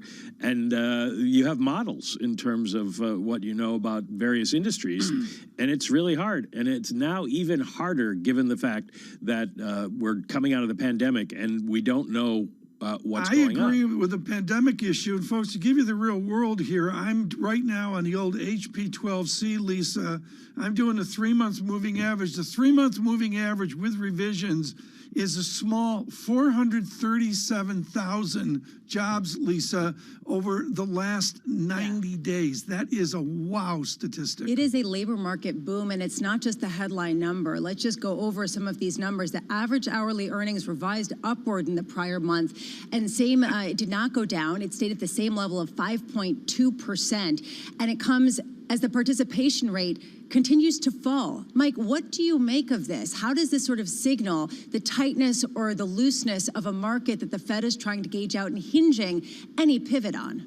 Well, the funny thing is given the hiring levels, we saw a decline in the labor force of 63,000 jobs, and then gained 179,000 in the household survey, while unemployment fell by 242,000. Interestingly, in June, we had seen a 353,000 number of people drop out of the labor force. So the labor force is continuing to shrink, which is why we're seeing the participation rate down. But 315,000 jobs in June were lost, according to the household survey. Now we get 179,000 back, and a big drop in unemployment. So those who are looking for work are finding work. And it looks like companies have not yet given up the ghost on hiring, even though the forecasts have been ugly. Mike McKee, thank you. TK, that recession talk, for now at least, just got a freezing cold shower from that labour market report. Yes, I think that's true, and also it adjusts what we will see September 1. As you mentioned earlier, John, we've got other reports to dash to before that next meeting. Let us get a briefing from someone who sat at the desk in the Eccles building. Randall Krosner continues with us, a former Fed governor at Booth School, Chicago. Randy, how does this change the calculus for the Federal Open Market Committee? I think it's really clear that they are on a path to continue to raise those rates. Certainly 75 basis points will be on the table for the next meeting. The thing is not only the strength of the labor market, but it is also the significant increase in wages, higher than expected upward revisions. The Fed really worries about inflation expectation becoming entrenched. They're really hoping that inflation is going to be coming down below 5% fairly soon. But if people are still demanding 5% wage increases, that gets them into a lot of difficulty. And so that's why they're going to continue to move. I think this means that they'll certainly be in the 4s by early next year. And as I said before, I think it's going to be there for a while. And exactly as Jonathan had said, when the Fed moves the rates up, it's not that they just pivot and pull them back down. They typically keep them up for a while because they really want to stamp inflation expectations out of the system. Randy, someone's got to ask this question. Does this pass the smell test for you, a number this big? I mean, there can be always revisions. You never want to put too much emphasis on any one month, but you got an upward revision last month. You have a strong number this month. The Fed is not going to overreact to any one number. But you know, the upward revisions to that came last month with this will certainly embolden them to move expeditiously, as they have said. And I think they're going to get at least I think it's going to be very close to 4 by the end of the year. By the end of the year, Randy, can you talk a little bit about the path? You did mention earlier that you expect them to go to 4% for the Fed funds rate and stay there for a while. How long is that while, and what will determine that length? So it's going to depend a lot on these are statistics that we're getting. What's going to be happening in the labor market? What's going to be happening to wages? And you know, right now we're not seeing the economy going over a cliff, and this is exactly the time that the Fed needs to be moving quickly. The economy hasn't sputtered yet, so they need to move, but also they haven't gotten the political pressure on them yet because the unemployment rate is at near record lows. So this is the time to be raising rates to try to stamp the inflation expectations and inflation out of the system. Randy, you're going to throw me out of the classroom, but I'm going to ask the question. I'm going to raise my snarky arm and say, Professor Krosner, where's the neutral rate? And I say that with great respect because within all the back and forth of all our guests and that, it's when does this become painful, which means through the neutral rate. Where's the neutral rate, Professor? I always knew you were the troublemaker in the back of the class, and you continue to be. That's a very important question, and one where the consensus of the Fed, what they say is around 2.5, so roughly where they are. But that's 2.5 when they think of inflation being down at 2% in the long run. In the short run, when inflation is still very, very high, you still have a dramatically negative inflation-adjusted rate. So 2.5 is not neutral right now. In the long run, it might be neutral, but it's still quite expansionary when inflation is, well, depending on your measures. So are you giving up the Chicago school and joining Adam Posen with a 3% inflation level? Is that really what we're talking about here? Is we need to adjust the neutral rate higher? No. I'm not saying that the goal should change from 2%, and I'm not saying that that in the long run they're not. I think they're right about or it seems reasonable that they are in a reasonable range for the long run. But in the short run, you can't say that 2.5% is neutral when inflation is 8%, and so you have a very significantly negative real rate. So there's sort of a long run versus short run kind of thing. Hey, Randy, awesome to catch up. Randy Krosner there with the latest reaction to this payrolls report, and it really is a wow payrolls report. The headline number, 528K. The median estimate, 250. The previous number revised higher from 372 to 398. And everywhere you look, unemployment lower to 3.5%, down from 3.6. Average hourly earnings year over year, 5.2%. Month on month, 0.5%. Both of those better than expected. And this is how the market responds to it. Lisa said it. Good news. Bad news for stocks. We're down 0.7 on the S&P. I thought we'd be down on much the Nasdaq, more, John. We're down 0.9%. And Tom, way much more. Given what we're seeing in the bond market, I can imagine why you'd think that. Up 17 basis points on a 2-year, on a 10-year, up 10 or 11. That means 2's 10's, the difference between the two, negative 41 basis points. Let me just get to FX, Tom. Please. Euro dollar down 0.6%. Some dollar strength out there now, 101.82. And I think the take from Connor Sen over at Bloomberg Opinion out on Twitter right now is something we all need to think about. You don't go from 300 to 500K monthly prints to negative prints in 6 months. If you're worried about a job loss recession, you've got to kick that view to 2023. Now, Tom, if Connor's right, then I wonder what that means for how far Fed funds goes. And I'd throw in Larry Summers, which essentially is what Randy was talking about there. Larry Summers said on Wall Street Week with David Westin last week, the idea that we're at neutral with inflation where it is right now, and Tom, I'd add in where the labor market is right now.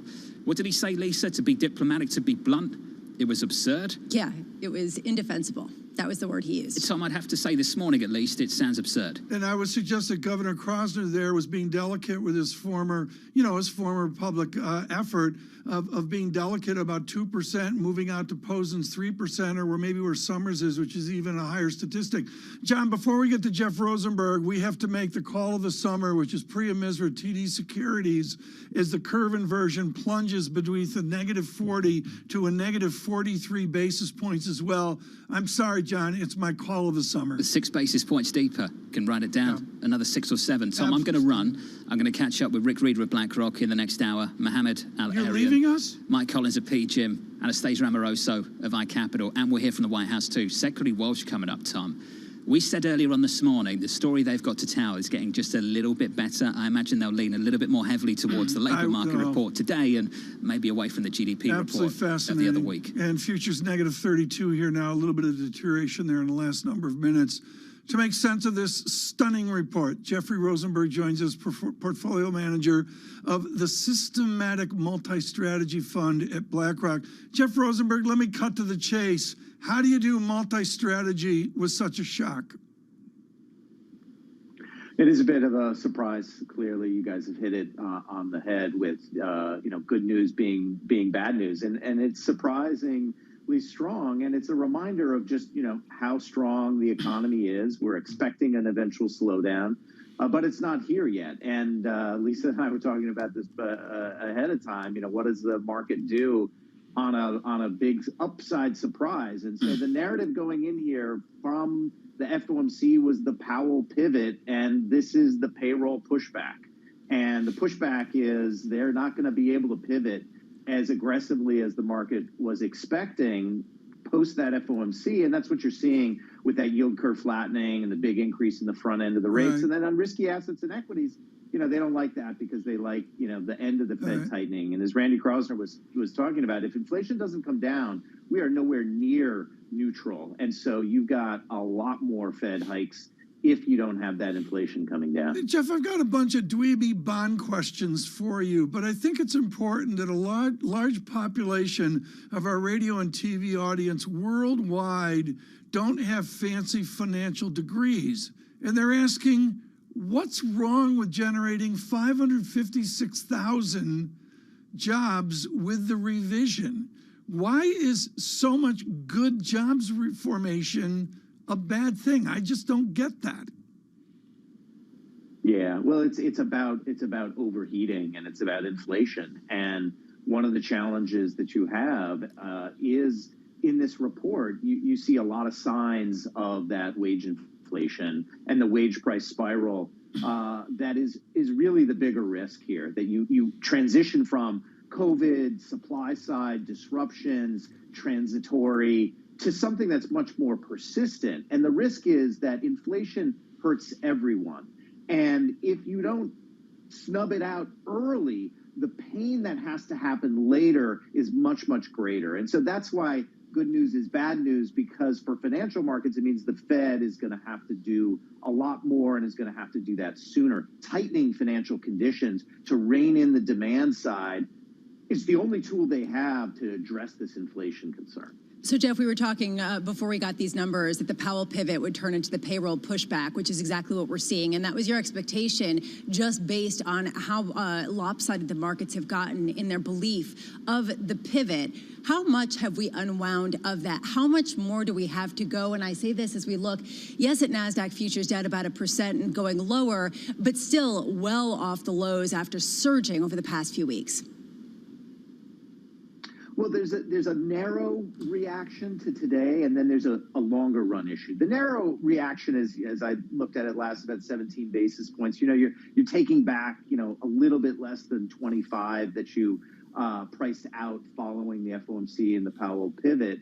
But the bigger issue is really what Randy's talking about and what Summers is talking about, that, you know, to say that we're at neutral, we're at 2.5% is the conflation. It's the difference between the long run neutral, which is really what he was talking about, and the issue of the short run. And this is the issue we're going to be talking about for the next 6 to 9 months, which is we're past peak inflation. We're going to see inflation decline, but to what level? Because the forecast in the Fed to say that they're at neutral, as Randy was just saying, is that's a 2% inflation rate. If you don't get to that 2% inflation rate, say you get to a higher inflation rate of, say, 3%, well, what it means is that you're nowhere near your long-term neutral, and the whole bond market expectations in terms of where rates settle in have to reprice, because what we're pricing right now is a 2% inflation, a 2.5% long-term neutral, and that's all conditional on the realization of that 2% inflation rate. Jeff, this is a sea of uncertainty, and we're getting little nodes that might point to a direction of travel. Where is your conviction right now as you tweak your portfolio, as you try to understand where the risks are mispriced in markets? Yeah, you know, we're a little bit skeptical of the rally that we've seen in risky assets. We're still concerned that you have both a shock in terms of inflation, what we're talking about here today in terms of what the Fed has to do in front of that, tightening financial conditions not being conducive for risky assets. So we've been pulling back from our risky asset position. We didn't add in the rally that we saw in July. It's important to recognize that when you're in bear markets, they don't go straight down. They have ratchets. They have bear market rallies. That's what most people are characterizing the last up move here. That's fairly consensus. We're a little concerned that we're in the consensus camp there, but we think all the data is pointing to still considerable challenges to the risky asset profile going forward here. So it's a little bit more cautious view on risky assets. What about your portfolio of cash? I know that BlackRock has been adjusting its cash and holding a higher than usual level of it. How have you maneuvered in that space? Yeah, you know, I mean, every portfolio and portfolio management team runs, you know, their own portfolios. In our fund, as Tom introduced at the beginning, you know, we have run higher cash levels. It's a way to reduce some of the risky asset exposure. The other issue that all, you know, investors are facing in this summer environment is it's been an exceptionally illiquid environment, very expensive to trade. And so using cash as opposed to other means to bring your risk down is just a more efficient way of reducing transactions costs and retaining value for our investors. What do you do on duration here? As a general statement at BlackRock, what do you do on duration? You guys are going to have 20 of you in a meeting. Yelling and screaming is going to assume, you know, we just understand that. Probably Kosterich will be rude. I mean, that's just usually the way it is. But then Jeff Rosenberg, what's a duration call? Well, I think the duration call, you know, I'll speak for our team. Obviously, as you highlighted, there's a lot of different voices, and you're going to hear some more voices in Jonathan's program in the next hour. But it's still a cautious view on duration here. Again, that's the view of the uncertainty of inflation. Markets are pricing certainty. We're going to have a clean path to 2%. We are more skeptical about that being realized. And if it is not realized and you end up with higher inflation, the whole bond curve inflation risk premia, they need to reset higher. And so you got to be a bit more defensive on duration with that uncertainty. Jeff Rosenberg, thank you so much. Greatly appreciate it right now. Lisa, let's sum this up, please, with futures negative 43, Dow futures negative 222, and the VIX 22.37. Yeah, just to frame this, before this payrolls report, we were fluctuating between gains and losses, kind of meandering. The reaction was so fierce and so quick. I mean, honestly, it was very clear. And I've got to say that 1.4% decline right now, Tom, on the NASDAQ catches my attention. It is a repricing in equity markets to what bond markets are saying. Forget the dovish pivot. It isn't going to happen, not with numbers like these. I haven't seen the standard deviation study yet, but I would think the Dow futures negative 220 would be negative 400, negative 500, negative 600, and we're certainly not there at this point. Again, the key number on the screen is that measurement of the difference of yield between the 2-year and the 10-year, and at negative 42 basis points. That is a jaw-dropping statistic. I did some very careful work earlier this week off the Bloomberg terminal, and the descent of the 2-year inversion, the speed of this movement of a 2-year yield higher than the 10-year harkens back to what we saw in the late 1970s. Ira Jersey knows that history, chief U.S. rate strategist at Bloomberg Intelligence. Ira, let's start with that first. If I take the vanilla spread, the 2s, 10s, its first and its second derivatives are absolutely stunning. What does that signal? Yeah, it signals that we're probably going to go even more, and I agree with the sentiment that this payrolls report has to, has to readjust where all the front end yields in particular are going to go. You know, the long-term yields don't necessarily have to move significantly higher than certainly not out of the ranges that they've been in so far this year, because at some point in the future we're going to have that recession that's going to be driven in part by the Fed and by a significant slowdown in both inflation and growth. So long end yields, 10-year yields maybe hover 3% plus or minus 20 basis points, but it's really that 2-year yield that probably has to go up a lot more. If we wind up getting to a 5% and the market prices for a 5% Fed funds rate at some point, then 2-year yields have to go up by still another 80 basis points, even after the big sell-off that we've had this morning. Which really raises a question, Ira, about the yield curve inversion. Tom was talking about it. We've all been looking at it as we watch it go more and more negative to the lows not seen since 2000. How much, can you give us a historical perspective on this portending some sort of recession? Is there some sort of translation in terms of the depth of the inversion and the length and depth of recession? So not necessarily. We got to the 2s, 10s curve, for example, in the late 1980s, got to around negative 60 basis points, and we had a relatively mild recession about a year after that. So it doesn't necessarily have to be a particularly deep recession, but I think that the inversion in and of itself, is a signal that the market thinks that there's going to be a significant slowdown in the not too distant future.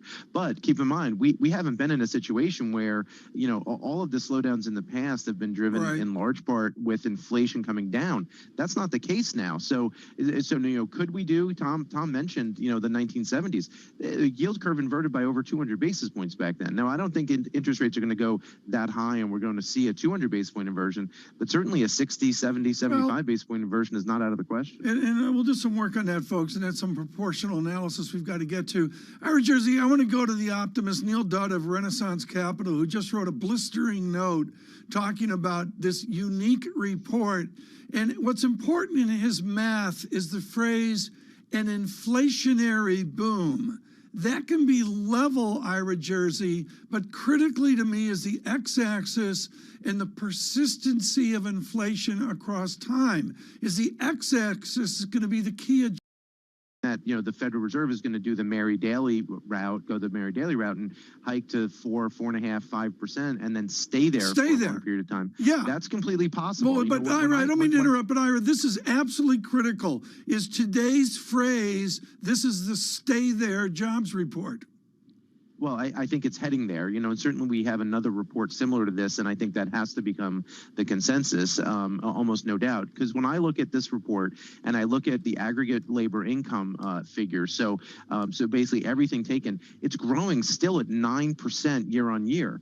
Was 9.3% a month ago, but it's 9% year on year aggregate labor income growth means everyone is going to have enough income in terms of to be able to continue to buy even amid higher prices. Now, will there be substitution effects because of what's going up? Yes, that will happen.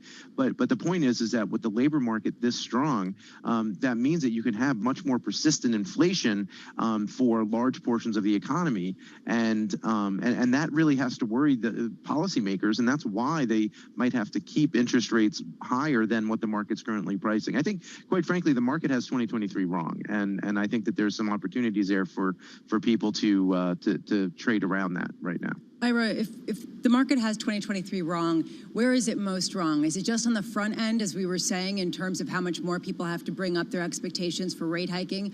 Or is it also on the long end, where there is a consensus right now baked into markets that is safety, that the Fed will get inflation back down and that it will mean a lower growth trajectory ahead? Is that also in question as you talk about 4 or 5% Fed funds rates for a longer period of time? Well, yeah, I think that it really is the front end, call it 5 years and in, that's still a little bit mispriced because we're still pricing for cuts in 2023.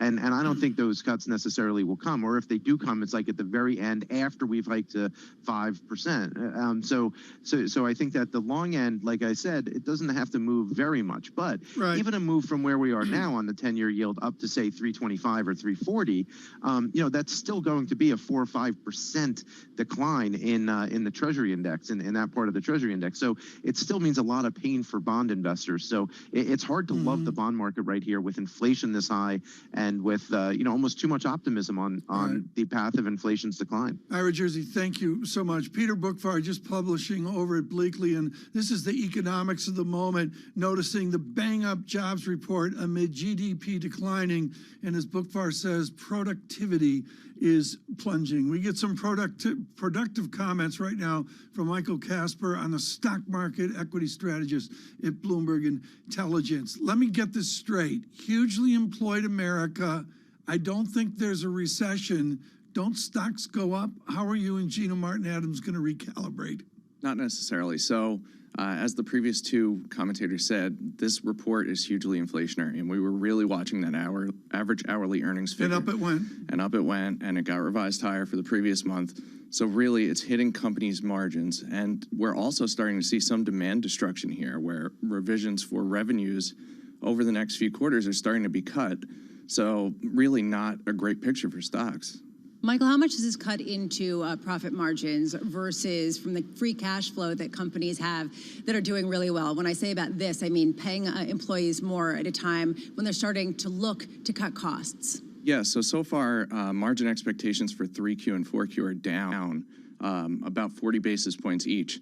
And the revenue cuts that I mentioned are about equal size. So you're seeing 3Q EPS estimates go down about 422 basis points, 4Q down about 322 basis points, and then fiscal year 2023 is also down about 3 percentage points over the last 9 weeks, which is the largest cut we've seen over the same time frame since we started recording this data back to 2010.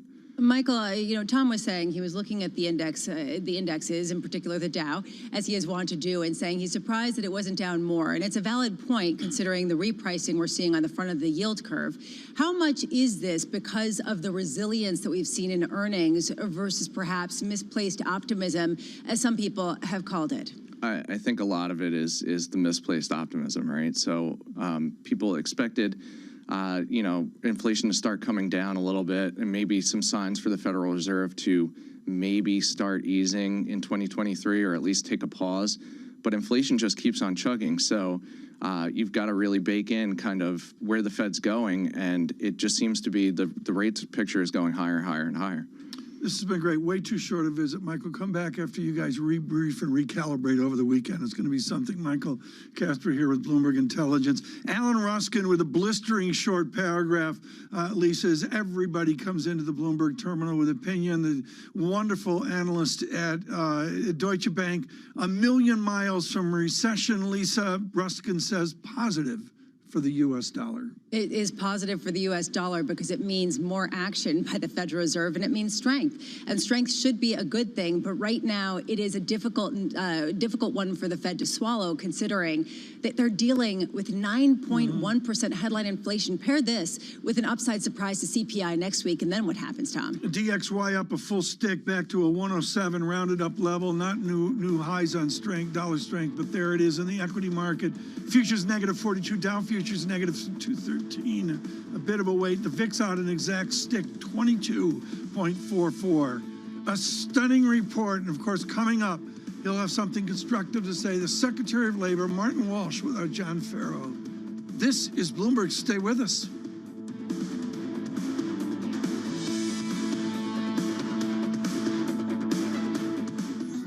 Well, where did that come from? A monster upside surprise this morning. Good morning, good morning. Equity futures down because apparently good news is bad news for this equity market. The countdown to the open starts right now. Everything you need to get set for the start of U.S. trading. This is Bloomberg, the Open, with Jonathan Farrow.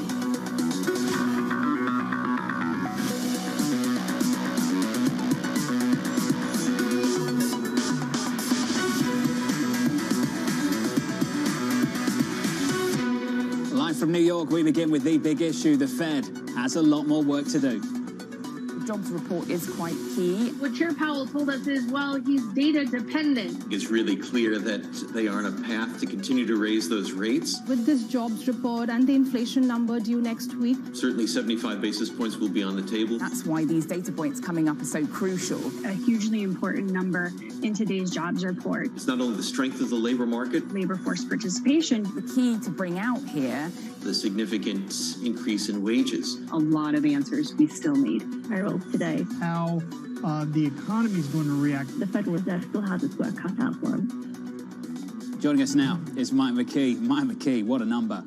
What a number. It took us all by surprise. Wall Street was leaning weak, but we got extraordinarily strong. More than twice as many jobs were created and restored than the consensus forecast had called for. 528,000 jobs in the month of July.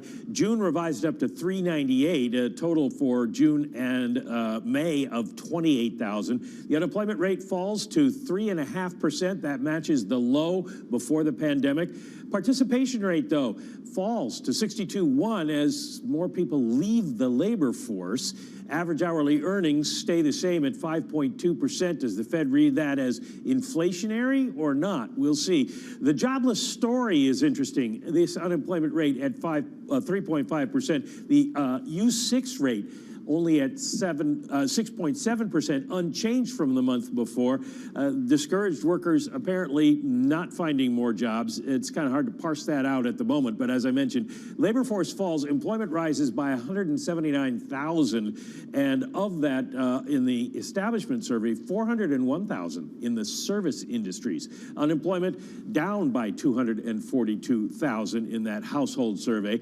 And John, we are now by 32,000 jobs above where we were when the pandemic started. We have regained all of the jobs that we lost and 32,000 additional jobs. We'll see if that keeps going when things get revised next month. But the green line there, I want to point out, if we had kept adding jobs at the pace we were before the pandemic, that's where we'd be. So you could argue that we're still short of where we want to be in terms of job creation. Mike, did we just bury the recession talk, at least for the next month? Yeah, there's no way you can get a recession when you have a 3.5% unemployment rate and you're adding jobs at the pace that we are. It does feed into this debate, the Summers and Fed debate over whether or not you can bring down unemployment or bring down the vacancy rate without raising unemployment. Vacancy rate dropped in June, and look what happened to the unemployment rate. Mike McKee, looking forward to the coverage through today. Mike McKee there on the payrolls report, a blowout payrolls report. Off the back of it, futures lower down 1%. Because yields are higher by about 17 basis points on a 2-year to 3.2%, we're going to get a ton of research on the screen for you, a ton of reaction as well. This came from Neil Dutta of Renaissance Macro. A significant beat in payrolls with an even more surprising downtick in the unemployment rate. Recession talk is premature, along with talk of a policy pivot. This report is consistent with an inflationary boom, he says, 75 in September and on the table in November and December for this Fed. Joining us now, Mohammed Al-Erin of Bloomberg Opinion and Queen's College, Cambridge. Mohammed, your reaction to that number from 33 minutes ago? As Mike said, a very strong report. I like it, except for the declining labor force participation. What does it mean? Think of the economy, policy, and markets. Really good news for the economy. The most important part of the economy is going strong, and that will be celebrated at the White House, and rightly so. Go a few blocks to the Fed on the policy side, and they are not going to welcome this report. It's bad news for them in every single way. It makes the notion that we are at neutral comical. It means that they're going to have to go even more. And the markets, you saw from what happened to the inversion of the 2s10s, it's now beyond 40 basis point, is saying that they're going to have to somehow break this economy to bring inflation under control. And for markets, as much as you've seen stocks come back, it is interesting that the 2-year now is all the way back at 320. So we've retraced, John, 35 basis points in the last week. And stocks are pretty robust. So the technicals are still favoring stocks right now, despite what you see on the screen. Mohammed, it's a massive move. Larry Summers last week, after those comments from Fed Chair Jay Powell, said this to David Weston on Wall Street Week. Jay Powell said things that, to be blunt, were analytically indefensible. You also wrote an opinion column on it, and you talked about where we were in this range of neutral. You said, quote, "As to the general neighborhood for that level, I have a hunch, but I'm far from certain that we are still below it." Is your hunch? Mohammed, those comments from Chair Powell in that news conference, you've mentioned how ridiculous they look now. How on earth can we be at neutral, churning out this kind of jobs growth with CPI where it is? We cannot. And that was an unscripted comment. It didn't go well with other things that were scripted, including his comment on the neutral unemployment rate, including all other comments. So this was unscripted, off the cuff, and we've had 4 or 5, I've lost count, federal officials this week walk it back. We're not at neutral. The Fed is going to have to do more, and hopefully it won't break the economy as it tries to catch up. It should have started, as you know, John, we've talked about this for over a year. It should have started much earlier, and now it's having to catch up frantically. And no one likes to see a central bank catching up frantically. When you say more, can we put some numbers on more? 75 in September. What is more, Mohammed, for this Fed? So if we get to September with things being where we are today, and that's a big if, yeah, 75 basis points and signal the possibility of another 75 basis points. That's what you would see. Now, things are fluid. A lot can happen between now and September. But this number is not going to be welcome. This report is not going to be welcomed at the Fed. This is bad news for the Fed's credibility. Bad news for them, and they're going to go again, and maybe again and again. And Mohammed, I think we've got to think about how long we stay up there at that peak Fed funds rate as well. Because Alan Ruskin of Deutsche Bank put out some research in the last month or so, and he said in the last 3 Fed tightening cycles, the time spent at peak was 7 months in 2000, 12 months in 06-07, 6 months in 2018-19. Mohammed, are you giving a bit more thought to that? That once this Fed is done and gets to that peak rate, how long they're going to have to stay there? So the 5.2% wage number is really important. Think of the dynamics of inflation. Phase 1 was energy and food. Phase 2 was broadening of energy and food into other components of core. But wages were well behaved, quote unquote.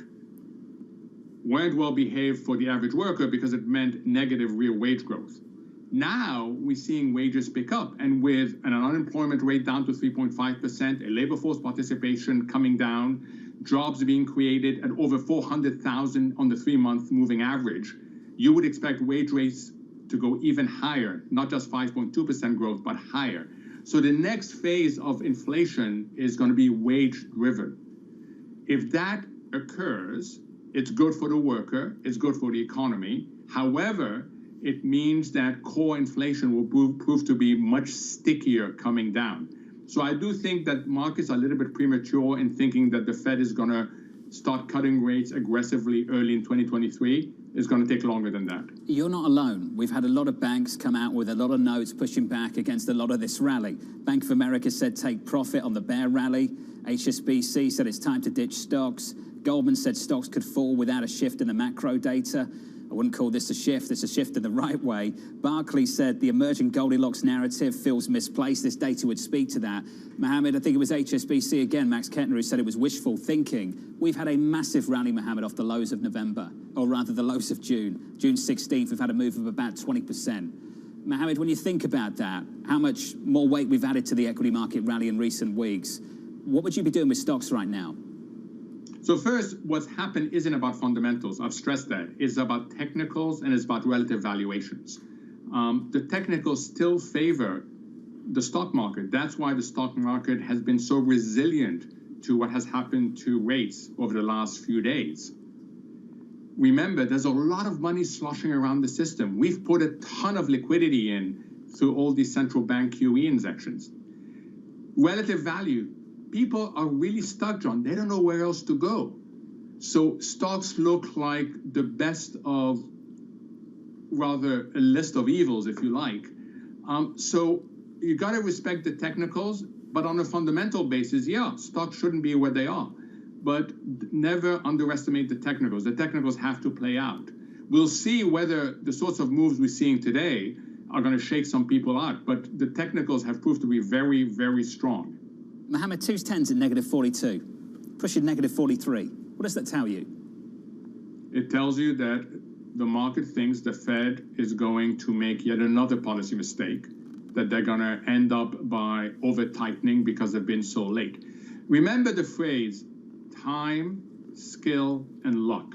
That is what a central bank needs. It doesn't have time. It fell behind, and it lost that. So it needs a lot more skill and a lot more luck. And the marketplace is saying, you know what? I don't think you're going to have enough luck and skill to avoid an over-tightening that pushes ultimately the economy into recession. The economy is not in recession now. The economy is doing well now. But people are worried as the Fed catches up to reality. Got a 20 basis point move on a 3-year right now, up 19 on twos to 3.24. Let's round that up for you. Mohammed, you're going to stay with us, I'm pleased to say. We're going to get Rick Reeder at BlackRock on the phone to weigh in on some of this as well. Equity market futures, we are down by more than 1% on the S&P. On the Nasdaq, we're down about 1.5% right now. Want to get you a flavor of some single names, some movers. Here's Abby. John, well, we are certainly down, as you were just mentioning, by about 1% on the major averages. Not surprisingly, it has everything to do with that super hot jobs report and the idea that the Fed will have to continue to hike aggressively. That, of course, is weighing on big tech the most. Apple down 1.5%, Microsoft down about the same amount, on the idea that these stocks, the valuation is going to look more expensive as rates yields rise. Chevron, the energy complex, down too. This is oil is now sharply below support of its 200-day moving average. Oil below around $87 per barrel. And then the banks, which you would think would be helped out by rates rising, are down just a little bit. And that has everything to do with that yield curve that you and Mohammed were just talking about. At this point, inverted the most since August of 2000. And this market, this equity market, John, certainly feels like that long, slow bear market. Abby, thank you. Coming up, DC, get some good news. It's surprisingly strong, and it's a reminder of just, how strong the economy is. We're expecting an eventual slowdown, but it's not here yet.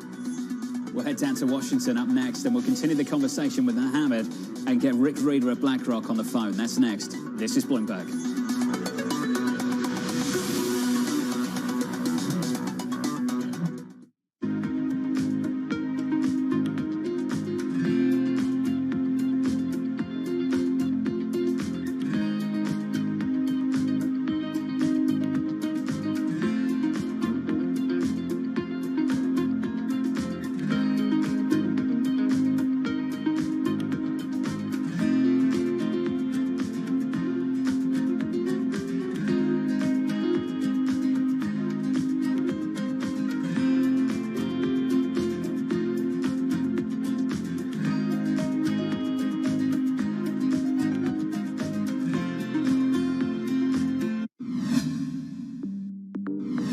Record-setting temperatures, deadly forest fires, receding rivers.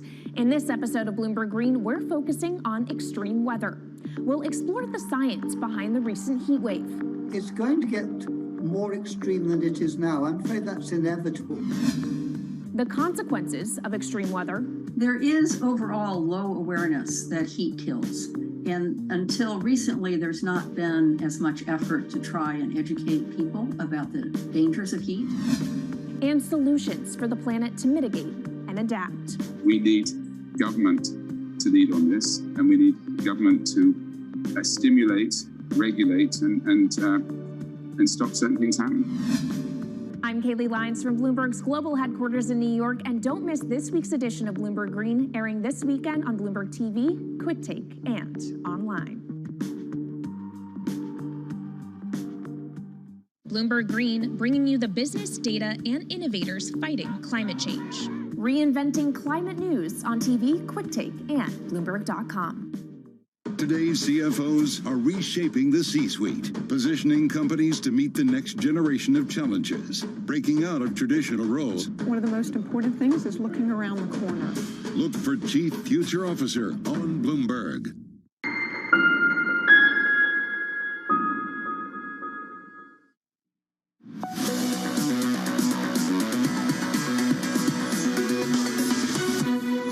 It's surprisingly strong, and it's a reminder of just, how strong the economy is. We're expecting an eventual slowdown, but it's not here yet. The narrative going in here from the FOMC was the Powell pivot, and this is the payroll pushback. And the pushback is they're not going to be able to pivot as aggressively as the market was expecting. Some good news for Washington, D.C. A blowout upside surprise payrolls report pushing back against mounting recession talk as the Biden administration inches closer to passing a key piece of its domestic agenda. For more down in D.C., let's get to Anne-Marie. AMH, that is a monster number.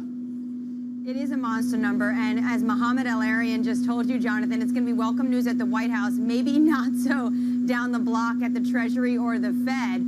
But for a president that has been very suffering in the polls, the economy is the #1 concern for the electorate because of inflation. This just goes to show the economy is strong and healthy. How do you call this a recession when the unemployment rate is at 3.5%? Not only has the administration will claim, not only has they recouped all the jobs lost during COVID-19 pandemic, but they also added 32,000 more on top of that. That is going to be the message for the next 24 hours. Anne-Marie, thank you. And in the next 10 minutes as well, in about 15 minutes, we'll catch up with Secretary Walsh from outside the White House. Joining us now on the phone is Rick Reeder of BlackRock. Rick, what a monster number. Your thoughts on this one?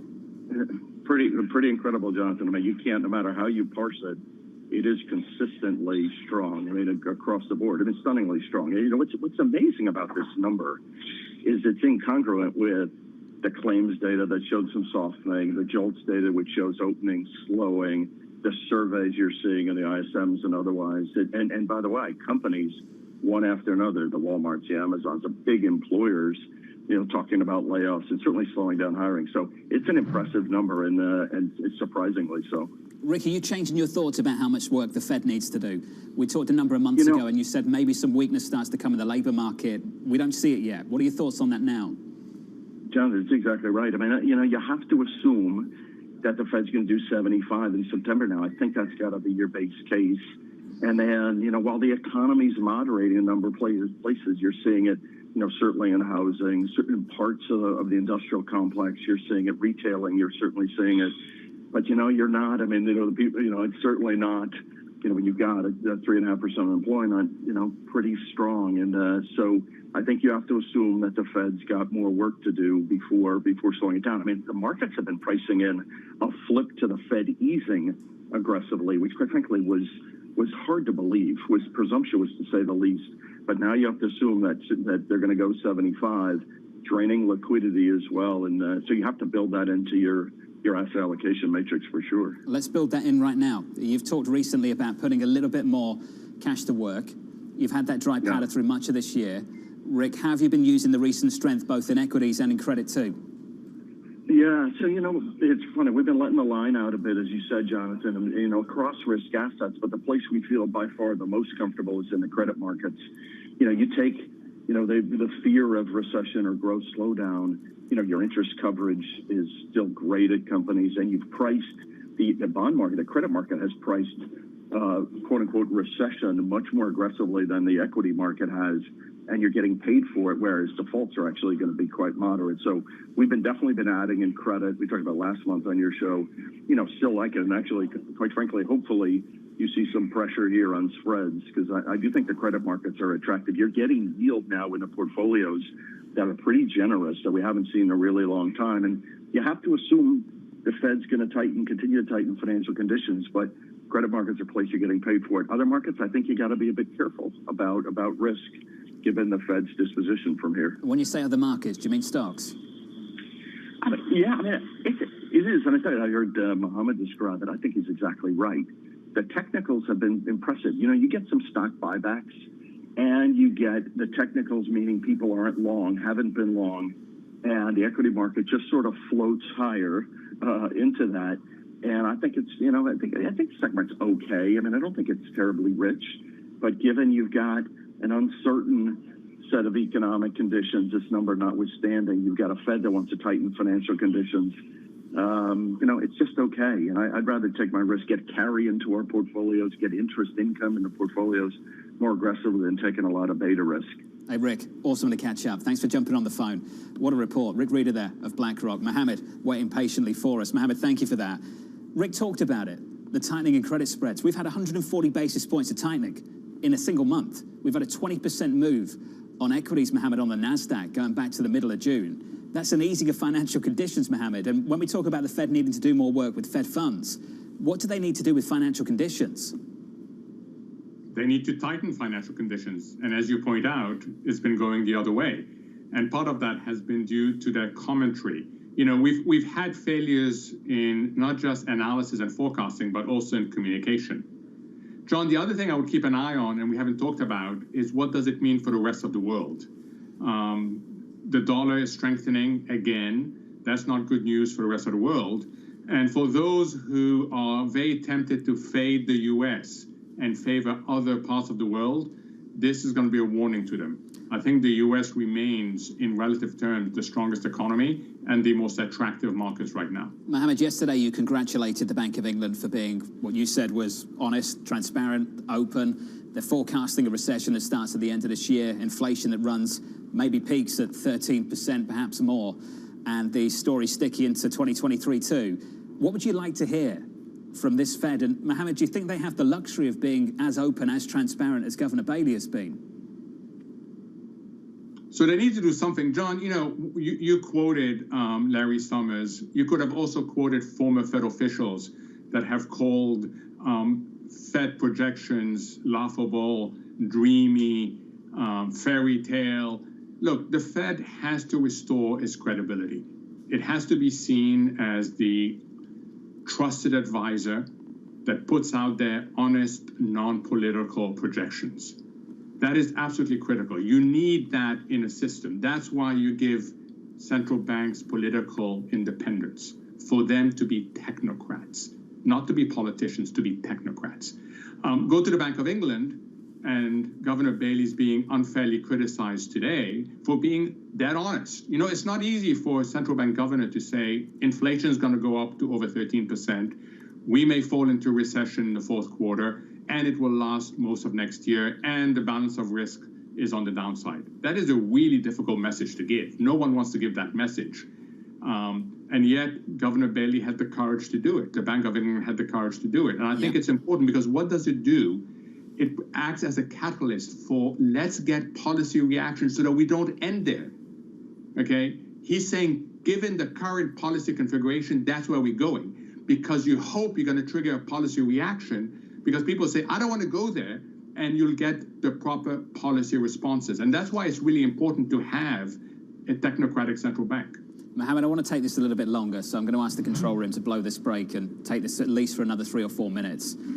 It's a long, long road to September and the next Fed meeting. The next Fed meeting is September 21. Next week, we get a CPI print. In early September, we've got another jobs report. Then I think we've got another CPI print on September the 13th, August 10th next week, September 13th, the next one. That's a long road, Mohammed. Are you expecting any of this to change before then? So I'm hoping that headline CPI is going to come down. I'm hoping that core CPI doesn't go up. That's the one I'm really worried about. I'm worried about core. I'm less worried about headline. I think we're going to see the 9.1 come down. I hope the economy remains solid. I hope somehow we can get control of inflation without undue damage to the economy. That's not, unfortunately, my baseline, but there is a possibility. But as you say, we're going to find out a lot, and Jackson Hole is going to be important because that's going to update us from a strategic perspective as to what the Fed and what Chair Powell in particular is thinking at this stage. Mohammed, the balance sheet hasn't had enough discussion for me. QT's kind of taken a back seat in a way that it didn't back in 2018. Why do you think that is? I don't know, John. I mean, the Bank of England was very explicit in terms of active sales.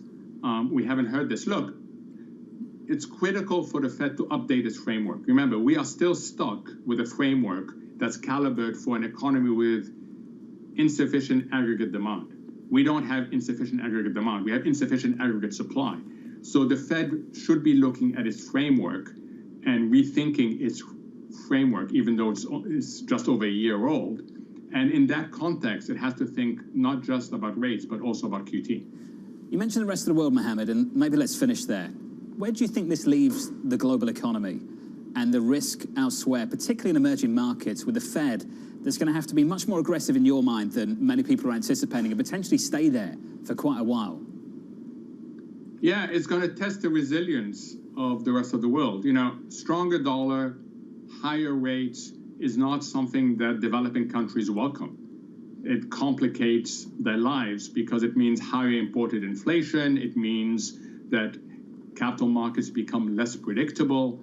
So we are going to test the resilience. Worry in particular about the most vulnerable developing countries. Mohammed, awesome to catch up. I know you've got to jump on another call, and we appreciate your time this morning. What a move we've seen, and what a jobs report as well. Mohammed, a great friend of this program, of course. With futures lower, yields higher by, let's call it 20 basis points on a 2-year. We can round this up to 324. It's just a massive move. What Mohammed said about 20 minutes ago. The Fed is going to have to break the economy to bring down inflation. The Fed is going to have to break the economy to bring down inflation. That's Mohammed's view. In a moment, we'll get the view of Anastasia Amoroso of iCapital, we'll get the view of Mike Collins of PGIM, and we'll get the view of this White House. Secretary Walsh just around the corner for his view on this report and a little bit more good news. In fact, I'd say a little bit more and some in this jobs report for this White House. Futures down on the S&P by a little more than 1%. Yields higher by 20 basis points on a 2-year. And this curve inversion, 2s 40s, 2s 10s, now negative 40 basis points. Big, big news this morning. This is Bloomberg.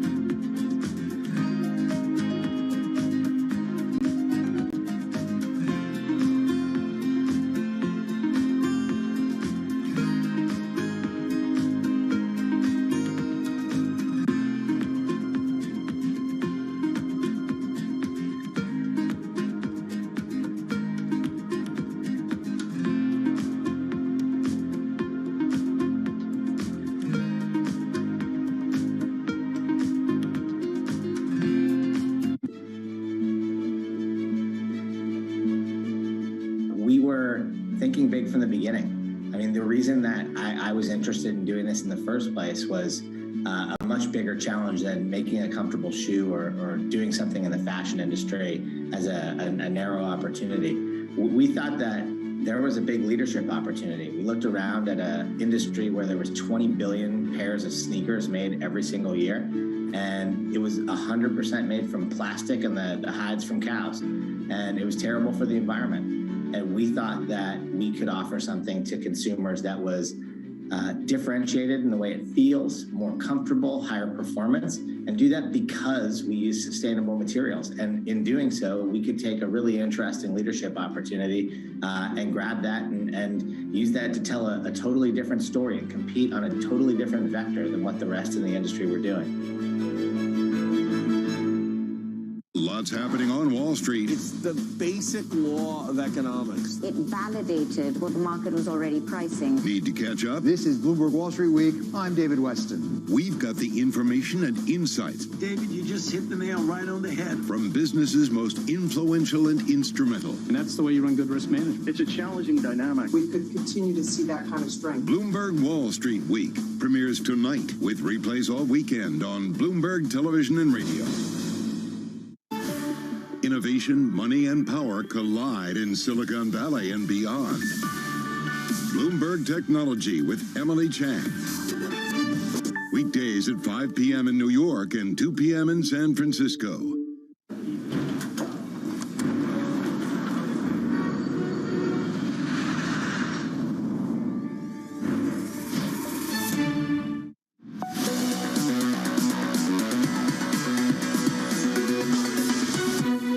Here's a number for you, 528,000. We were looking for 250K. That's what we call a monster upside surprise. That means futures are down. They're lower by 1% on the S&P 500, on the NASDAQ down by 1.6%, and I hate it.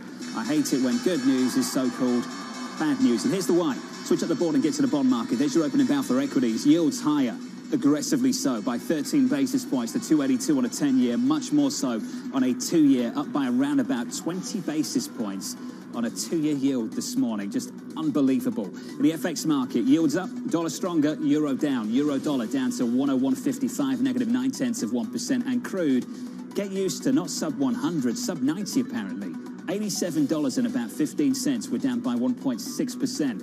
That's a cross-asset price action. About 30 seconds into this one. Let's get you some movers. Here's Abby. John, well, sticking with that good news is bad news macro theme, it's all about big tech weighing on the markets today because, of course, as yields surge higher on that monster jobs report, that pressures big tech valuation. Apple down 1.3%, Microsoft down 1.1%, NVIDIA, the chip maker, the chip giant, down 1.8%. So we have some real weakness for this tech sector. We also, interestingly, have weakness for the banks, the financials, not in a huge way. Bank of America down 0.3%. This, of course, as yields surge, but the yield curve, as you've been mentioning, inverted by more than 40 basis points at 210, the most since August of 2000, John, and it's hard to not remember that bear market then where there were lots of rallies and then drop, rally, drop over a long period of time. It almost feels that way again. But today, of course, we do have some weakness on that monster jobs report. Abby, thank you. Ian Shepherdson of Pantheon Macroeconomics out on Twitter right now.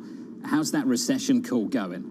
I'd say not well this morning. Equities are down about 1% on the S&P. On the NASDAQ, we're down by 1.2. Big tech under pressure. Taking a look at that. Here's Taylor Riggs. And John, the numbers, of course, through yesterday's close, when you think about sort of the big rally that has been underway from the low that we had June 16 up until now, up more than 19%. We'll, of course, subtract a point from that this morning when you think about sort of the big rebound that we had.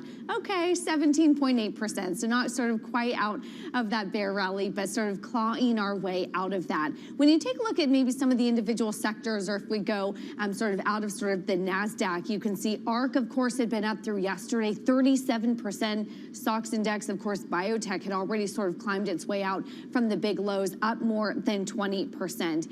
As you know, though, it always comes down to not only the big jobs report today, the CPI next Wednesday, and the pivot from the Federal Reserve, or maybe no more pivot if we're thinking, are we still dovish, or are we now going to be hiking 75, maybe 100? It all comes down to the earnings outlook, and that's what we're looking at as well here. When you think about big tech, the rate story is, you know, sort of the input into that discount cash flow model is all about rates, and of course looking out for a bottoming out of some of the earnings revisions, lowers as well, to signal out a bottoming of this market. Taylor Riggs, thank you. The Fed has more work to do, and that means maybe we got some more wood to chop on the NASDAQ. We're down about 1.4% on the NASDAQ right now. Bank of America publishing moments ago, we now look for the Fed to lift the target range of the Fed funds rate to 350 to 375 by year end, and You'll hear the 4 a lot more going into CPI next week, and we'll see whatever CPI is. Right now, then, down 0.9 on the S&P, on the Nasdaq down by about 1.26%. We reverse the recovery rally with yields absolutely surging. Good news turning into bad news for markets. A monster upside payroll surprise,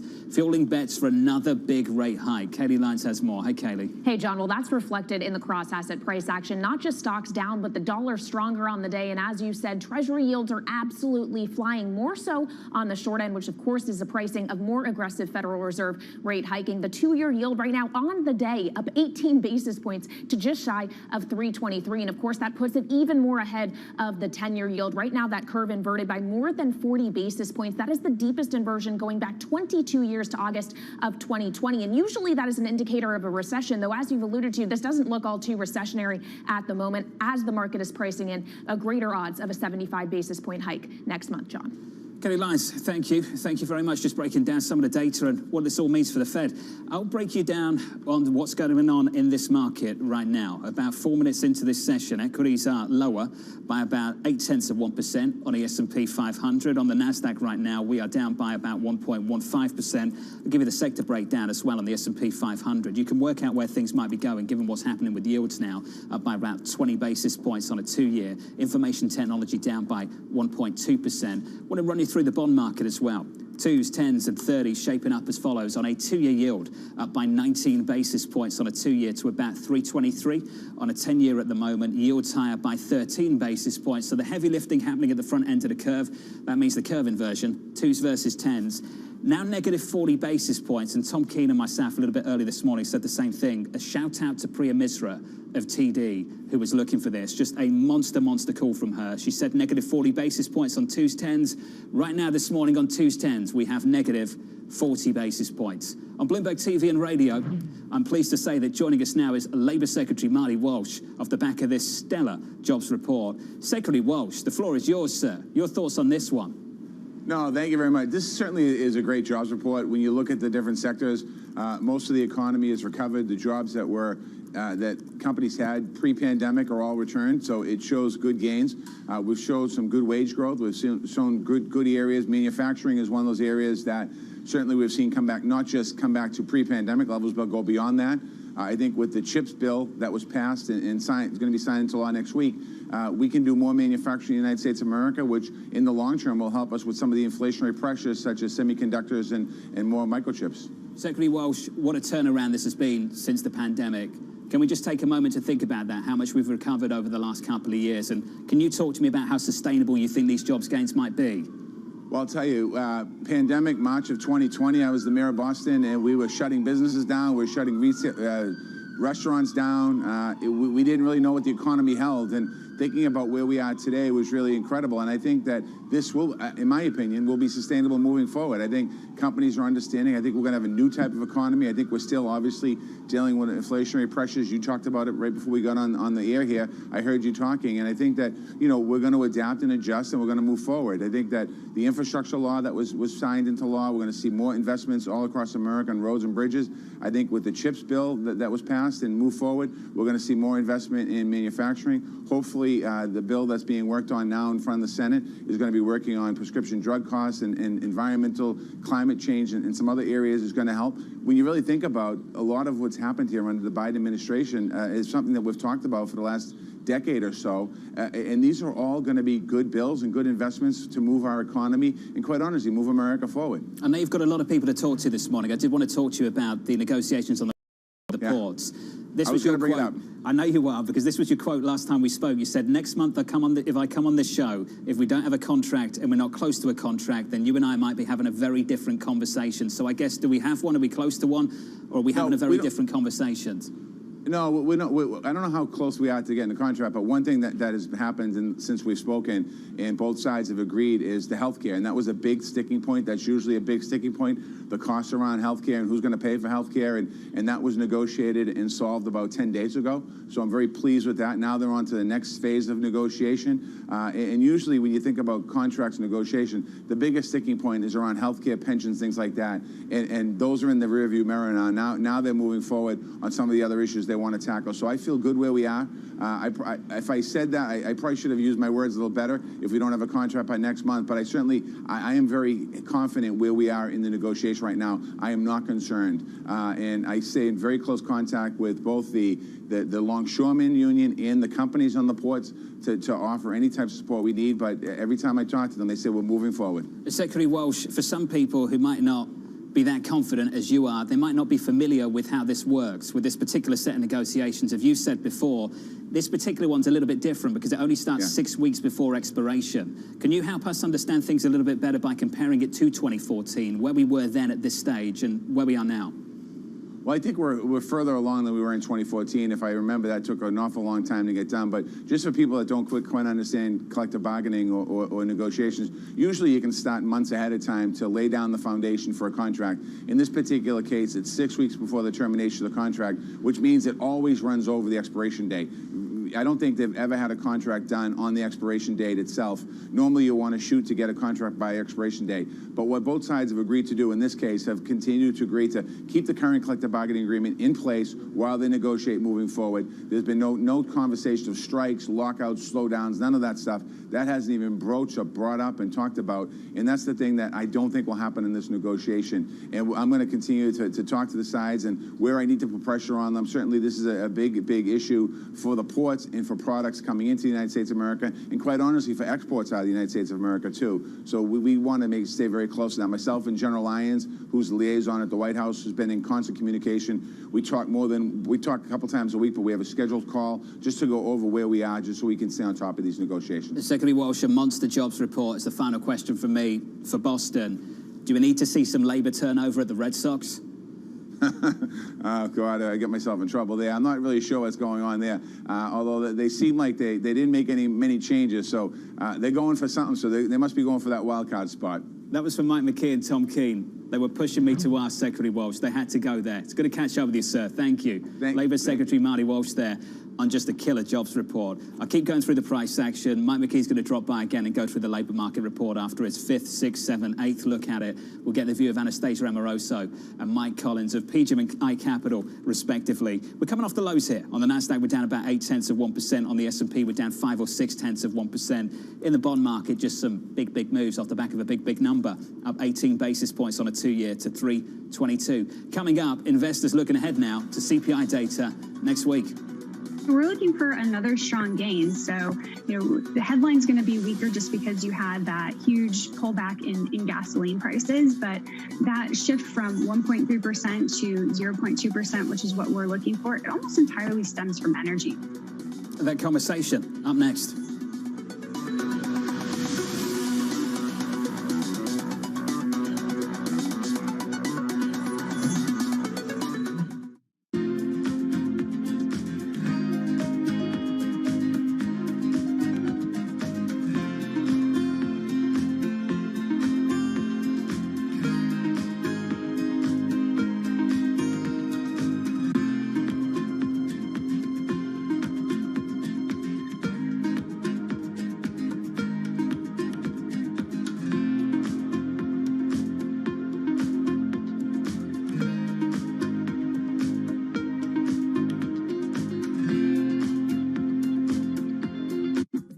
Ask me all the time, what is the key to being a really good investor? And I tell them it's to surround yourself with and work with the best investors you can find. On Bloomberg Wealth, I'm going to take you to meet the greatest investors in the world, the people that I would like to have managing my money. I think that the business is evolving to have much more customization on clients' portfolios, and that's a good thing, but it's a challenge to kind of move into that mode.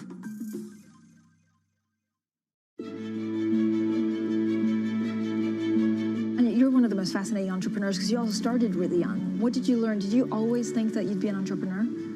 Probably, yes. I think, which is a bit sad, isn't it? From age, what, 5, well, 6? Maybe, I'm not sure. I come from a family of entrepreneurs, so even though I probably can spell the word and still can't occasionally, it's sort of in my blood. But it's really fun starting a business and fun growing a business. I feel it's a real privilege. And I started my business officially at 18, but I think I knew I wanted to do it very differently from about 15. But I'm sure it's, if you're surrounded by it, it feels very natural.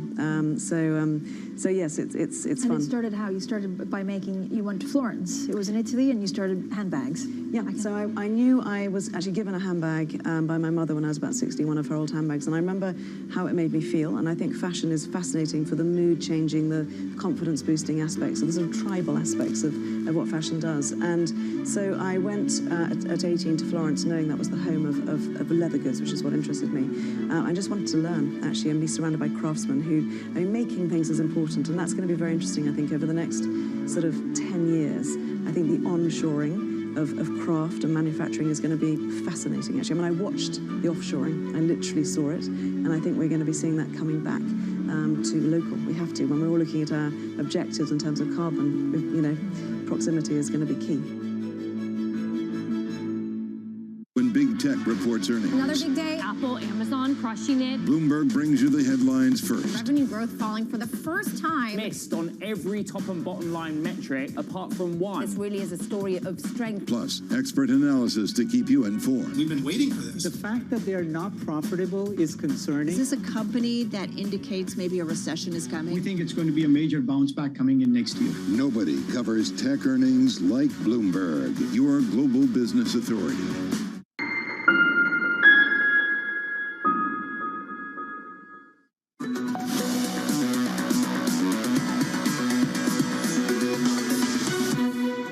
Blocks to the Fed on the policy side, and they are not going to welcome this report.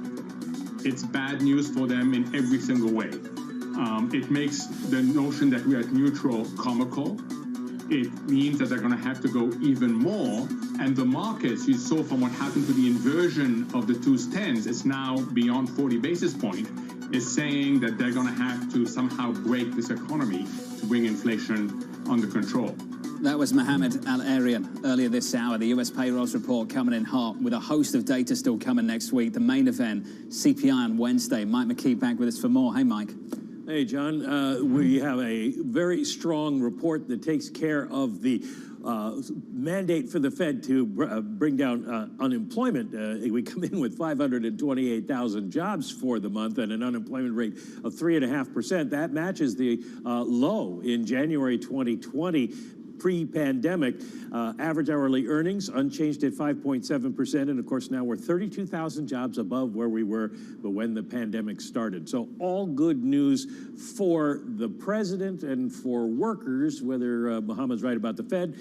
We'll find out next week when we get the inflation numbers. Next week is all about inflation in the economic data. CPI on Wednesday, PPI on Thursday, Friday, import prices, and it's going to be interesting now to see what happens with this Michigan number, whether sentiment overall improves because of this, and whether people think it means, along with the gas prices coming down, that inflation is going to come down, and the Fed has a little bit less to worry about in terms of inflation expectations. Still reacting to this one, Mike, this 528. Just a final word, Mike. I asked this question earlier. Does that pass the smell test from your standpoint? I don't have any reason to think it doesn't. There isn't a seasonal factor in the July numbers that should really worry us, but it is odd. It's hard to explain other than companies just hired. You'd think more people went into the labor force, and so they were able to fill some of those job openings, but the labor force shrank. So I don't, at the moment, have a good explanation, but fortunately there are people smarter than me who will figure it out. I'm sure they'll figure it out in the next few hours. Mike McKee, thank you. It's a fantastic number, that's for sure. The president taking a victory lap of sorts, saying it's the result of my economic plan to build the economy from the bottom up and the middle out. It's a favourite line of his. I ran for president to rebuild the middle class. There's more work to do, but today's jobs report shows we are making significant progress for working families. 528,000. PGIM's Mike Collins, iCapital's Anastasia Amoroso. They join us. Anastasia, you've had a bit more time to digest some of this. Your thoughts on this one?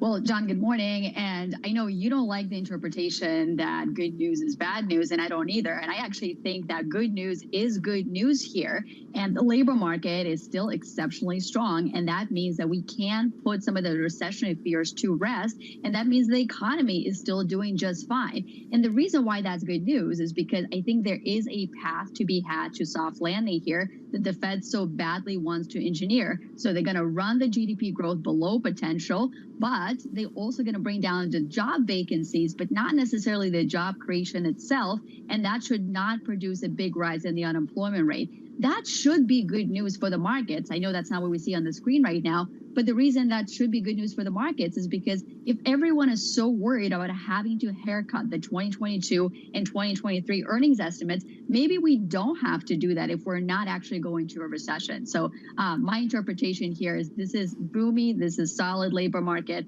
and the markets should over time welcome that. And by the way, it is too premature to think about what the Fed is going to do. We're still 2 CPI prints away from the next Fed meeting. No, well said. It's a long road to September. Mike Collins, your thoughts, sir?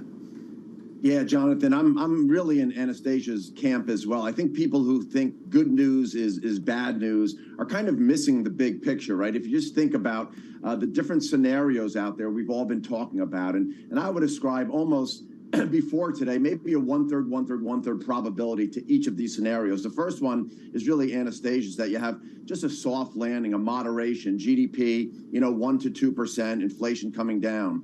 The other one is kind of a mild recession, which is the camp I've been in, where GDP averages maybe 0 for a year and a half. And then the third one is really the one everybody's worried about, the deep recession, which is mostly driven by stagflation, right? Higher prices and lower growth really forcing the Fed to push it and break the economy, as Mohammed said. But I think the probability of that stagflation scenario has dropped significantly, meaning risk assets don't have to reprice dramatically if you're in one of those other two scenarios. Mike, 2's 10s, -40. How much oxygen is left in that trade? Yeah, that seems really, really deeply inverted, and I would take the other side of that, Jonathan. I think there's a good chance that the Fed doesn't go to 4 or 3 5/8 and then have to cut 100 basis points in the next 12 months, which is what's being priced in right now. I think there's actually a reasonable chance that they get that funds rate into the 3s, and maybe they're able to keep it there for a year or two. So, as Tom Keene would say, maybe that x-axis is getting pushed out a little bit. Maybe the funds rate stays kind of in that range. So I think you're supposed to fade this inversion a little bit here. Anastasia, a lot of people have come out this week and said fade this equity market rally. You just said good news can be good news. Where in this equity market should it be good news?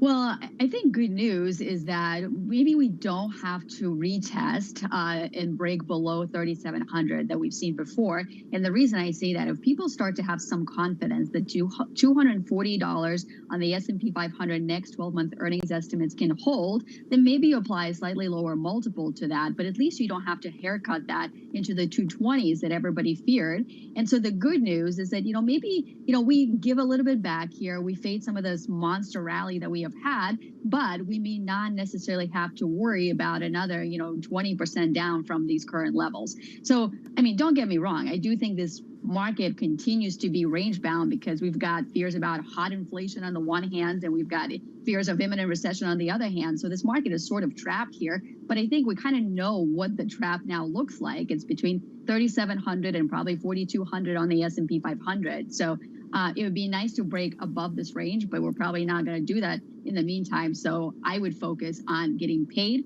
while you wait out this volatility. I would focus on buying equities if we do get down to that $3,700 level, but that's really the playbook for now. Bank of America is exactly with you, almost exactly the same numbers, almost precisely. They're looking for a range of 38 to 4,200 until the next Fed decision in late September. And as Anastasia said, the road to September is long, long, long.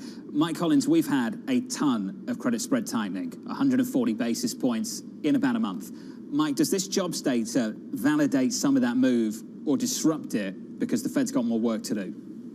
Yeah, I think last time I was on, when high yield spreads were approaching 600, I said we're kind of fully pricing in now that mild recession scenario, but not necessarily the deep recession. And now I think we're pricing in, kind of this maybe a higher probability, as Anastasia said, of this soft landing scenario where maybe, we stay a positive GDP growth on average for the next year. And I think that's kind of what's priced in here. But similar to Anastasia's, range-based trade here, I think we're in the same in the credit markets. I think you're going to be in this pretty wide range in high yield spreads, between 400 and 600, and you're earning a lot of carry, right? If default rates stay low and you're good at picking the credits, I think that's a lot of spread and a lot of yield in the credit markets, in the bond markets, and I think you're going to earn a lot of that yield for the next couple of years, so you have to be in the trade. Mike Collins, what a moment. Anastasia Amoroso, happy to share it both with you. Just a massive upside surprise. To the both of you, thank you. And a big move at the front end of the yield curve, up 18 basis points. The takeaway, universally, is that the Fed has got more work to do. That's the conclusion. Citi coming out just moments ago saying we continue to expect a 75 basis point rate hike in September and a march to 4% policy rates by the end of the year over at the Fed. That's the call from Andrew Hollenhorst over at Citigroup this morning. Coming up, the market moving event you need to be watching. That'll be next in our trading diary from New York. This is Bloomberg.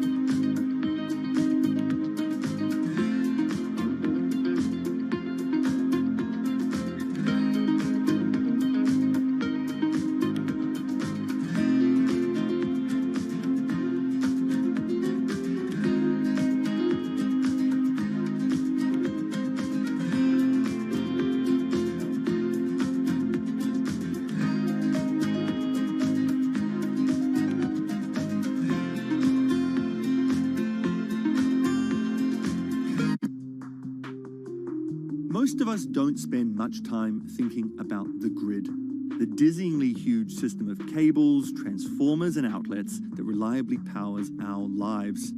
It's an easily ignored, change-resistant part of the modern world, and that's the way we like it.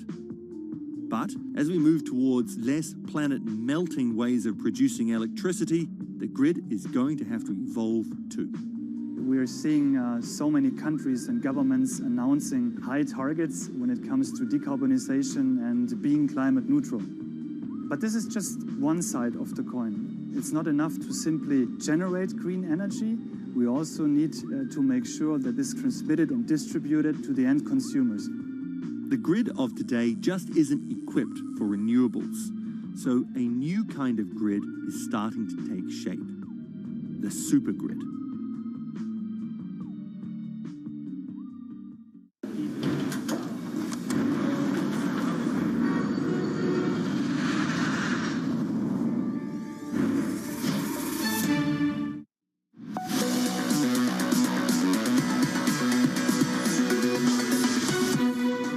Minutes into the session off the back of this one, still trying to process that number, just absolutely massive, down about 5 or 6/10% on the S&P 500. The Nasdaq doing okay relative to the rally we've seen. We're down about 1.2% on the Nasdaq 100 in response to what's happening in the bond market. 2-year yields absolutely flying, up 19 basis points on a 2-year, on a 10-year up about 15. So 2s versus 10s, something like -40 through much of this morning. That's the price action. Here's the trading diary. You'll hear from the president, a happy president, I imagine, at 1 p.m. Eastern. Then we get the latest read on inflation with the US CPI next week on Wednesday. Ton of Fed speak from the likes of Evans and Kashkari, US PPI, and another round of jobless claims on Thursday. Then we round out the week again with University of Michigan Consumer Sentiment Survey. Connection lost. From New York, that does it for me. Have a wonderful weekend. If I don't see you on Bloomberg Real Yield a little bit later. This was the countdown to the open.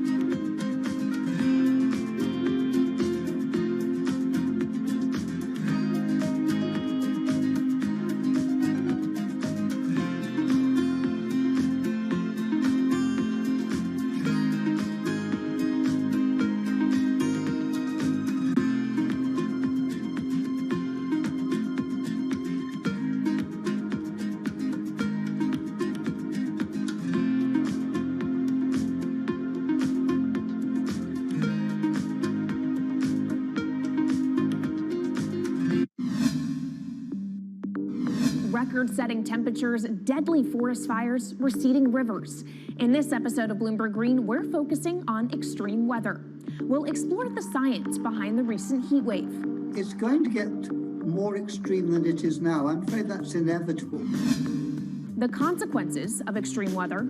There is overall low awareness that heat kills. And until recently, there's not been as much effort to try and educate people about the dangers of heat. And solutions for the planet to mitigate and adapt. We need government to lead on this, and we need government to stimulate, regulate, and stop certain things happening. I'm Kaylee Lyons from Bloomberg's global headquarters in New York, and don't miss this week's edition of Bloomberg Green, airing this weekend on Bloomberg TV, Quick Take, and online.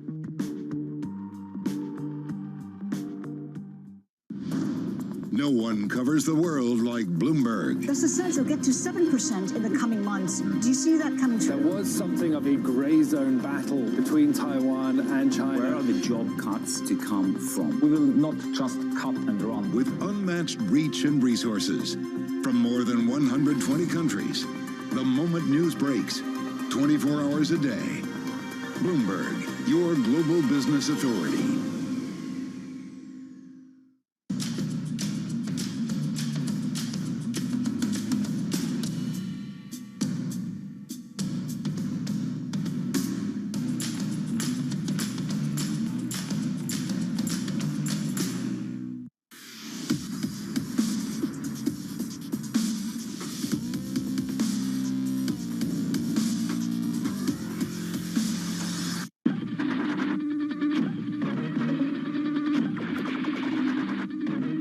Pepsi's Number Fever campaign in the Philippines has probably gone down in history as one of the biggest marketing disasters in history, mainly because of a human error that led Pepsi to print more winning caps than they planned.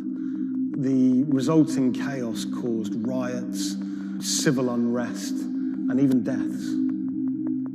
Reporting this story took over a year, and it resulted in me flying to Manila in the Philippines to meet unlucky winners and to find out exactly what happened back then in the 1990s.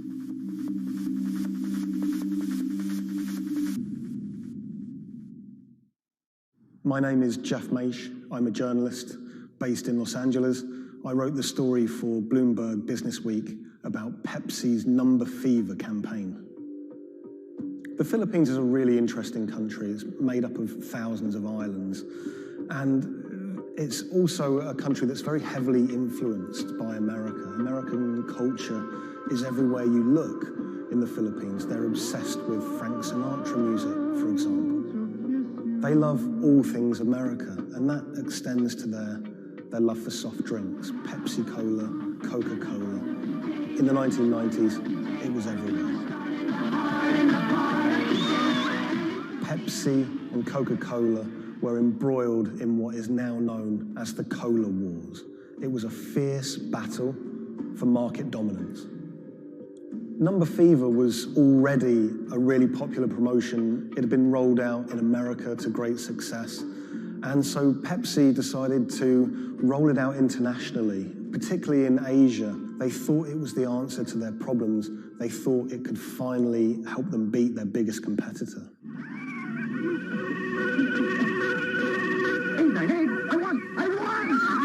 Look for the winning number in Sari stores every day, also on TV, radio, newspapers. You could be a millionaire. $1 million pesos, or $68,000, doesn't sound like a lot now, but in 1992, that was a phenomenal amount of money.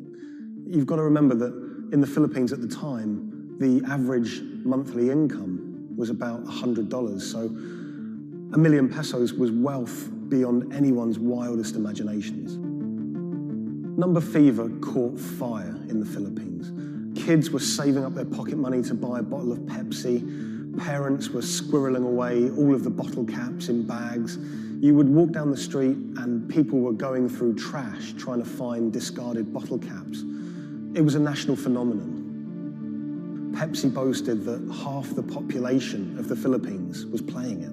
Number Fever boosted Pepsi's sales every month from $10 million to $14 million. It had a huge impact on Pepsi's bottom line. Number fever quickly became number hysteria. Maids were being jailed for stealing their employers' winning bottle caps. There was even some murders over winning bottle caps. People were fighting in the streets over these caps. There were signs that there were going to be problems with number fever very early. Pepsi had rolled out the competition in Chile, and a garbled fax had caused some kind of problem with the winning number. They'd announced the wrong one in Chile, causing riots. There were signs that there could be big problems ahead if they didn't keep their eye on the ball. So in 1992, Pepsi decided to extend the campaign in the Philippines, and they announced that the competition would go on for a few more weeks. One night, on the television news, they announced the latest winning number, 349. The problem was, 349 had already been allocated as a non-winning number in earlier campaigns. So there were literally hundreds of thousands of bottle caps with 349 just floating around the Philippines. Hundreds of thousands of people all across the Philippines, thousands of islands, were finding winning bottle caps. 349, 349. Some people had 10 lucky 349 bottle caps. People were dancing in the streets, celebrating. They thought their problems were over. They were millionaires. It's still not certain exactly how many winners there were of lucky 349 bottle caps, but we know that Pepsi printed over 600,000 of them. Pepsi realized very early that there was a problem. Hundreds of people started arriving at their bottling plants with their lucky bottle caps. They realized something was seriously wrong.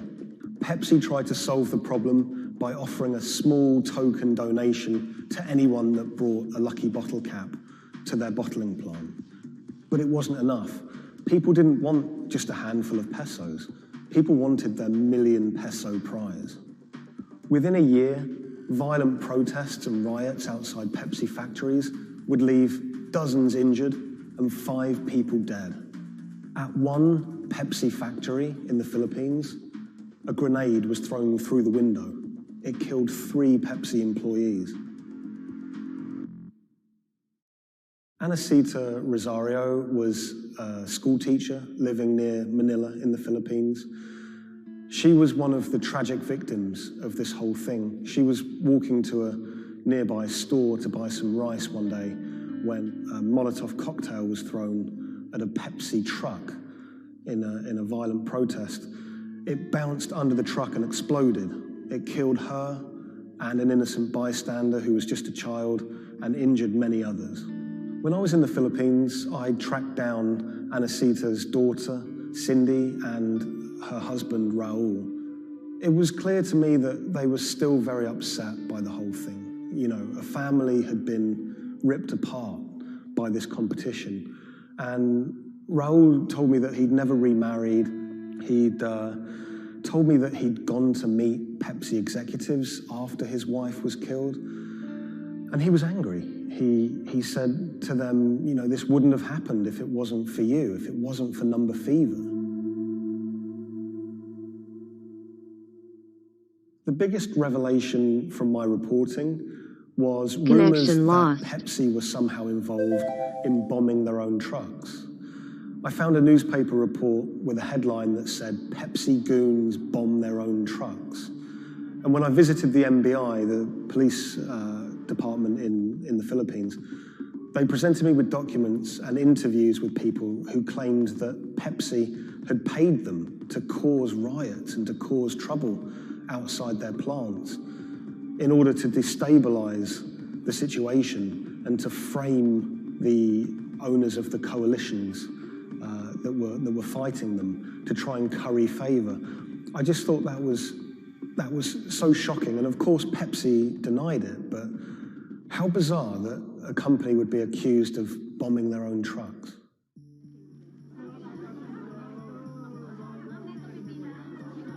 The contest had sparked so much anger in the Philippines because it landed at just this really weird time in the Philippines' history. It was during a crazy election that was racked with allegations of fraud. The Philippines was in a kind of love-hate relationship with America. They loved, obviously, the American aid and finances that was pouring into the country, but at the same time, they yearned for independence. They wanted to be their own country. Vicente Del Fierro was a local preacher living in Manila, and he hated the number fever campaign. Del Fierro thought Pepsi's number fever campaign was just one of the many ways that America was asserting its dominance over a third world country. He hated seeing his fellow countrymen get ripped off, in his eyes, by this huge multinational American company. He wanted justice. Del Fierro rounded up over 800 winners of 349 bottle caps, and he got them all together to sue Pepsi for over $400 million to be divided between those holders of lucky bottle caps. Del Fierro took money from some of the people who could afford it. They paid him 500 pesos to help with legal fees. But for people who couldn't afford the money, he would just represent them pro bono. The alliance is to build up pressure on Pepsi. And so you see people marching in the streets. So we have mounted our own campaign, even in the U.S. He flew to America and he hired two consumer lawyers here in America to take on Pepsi. He had a meeting at Pepsi's headquarters to try and resolve the problem, but he said he wanted to take it all the way to the highest courts in America. When those cases were heard in America, those courts decided that this was a problem that should be heard in the Philippines, not in America. Back in the Philippines, Del Fierro continued his case in the Filipino courts. At one stage, there were arrest warrants handed out for 9 Pepsi-Cola executives, which he saw as a big victory. We don't know if those arrest warrants were ever upheld, but it made newspaper headlines across the country. Pepsi did not take kindly to Del Fierro's campaign. They tried everything to shut him down. They sued him for libel. My father had to attend 3 times a month for a branch 145 and another hearing for the branch 113A, also 3 times a month. Also, there was a time my father was hospital due to heart failure. Still, he had to attend the 2 branch hearing. Otherwise, for not attending, the judge will issue warrant of arrest to my father. My father passed away January 13, 2010. After staying for almost 1 year in the hospital, he died of complications due to heart failure. After the death of my father, I was inspired to do the website. PepsiCo will be remembered for what they did to the consumer in the Philippines and to my father. When I reached out to Pepsi for comment for this story, they claimed that they didn't have access to anyone who was working at Pepsi that was around in those days. They also said that during COVID-19, they didn't have access to their documents about this, but you know, they were very careful to say that they were sorry for everything that happened, and we do know that Pepsi did try everything to try and make this right. The Pepsi number fever disaster cost the company millions. We know that they paid up to $10 million in those goodwill payments, but the financial effect could be much greater. After the disaster, we know that Pepsi sales dipped. They were overtaken by Coca-Cola again. Pepsi's number fever disaster changed the legacy of that soft drink in the Philippines forever. Some people of a certain age won't touch it. For many people, Pepsi is a taboo word. A lot of the people that I spoke to were still quite traumatized by their experience, by that experience of winning $1 million pesos, losing it, and then returning to their normal life in poverty in Manila.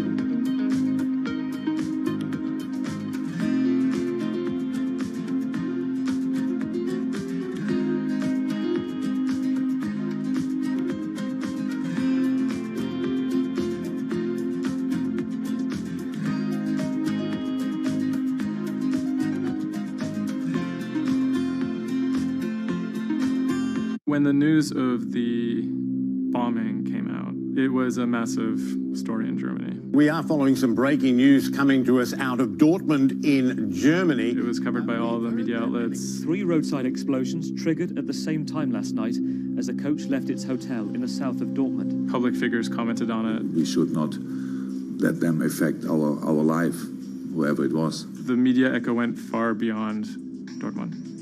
I think it was front page news in every single big paper around Europe.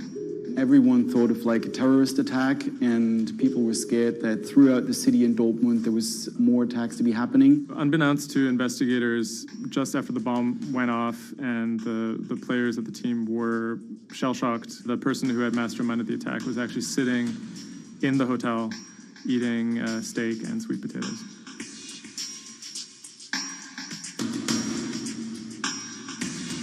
My name is Thomas Rogers. I'm the journalist who wrote the article, The Get-Rich-Quick Scheme That Nearly Killed a German Soccer Team.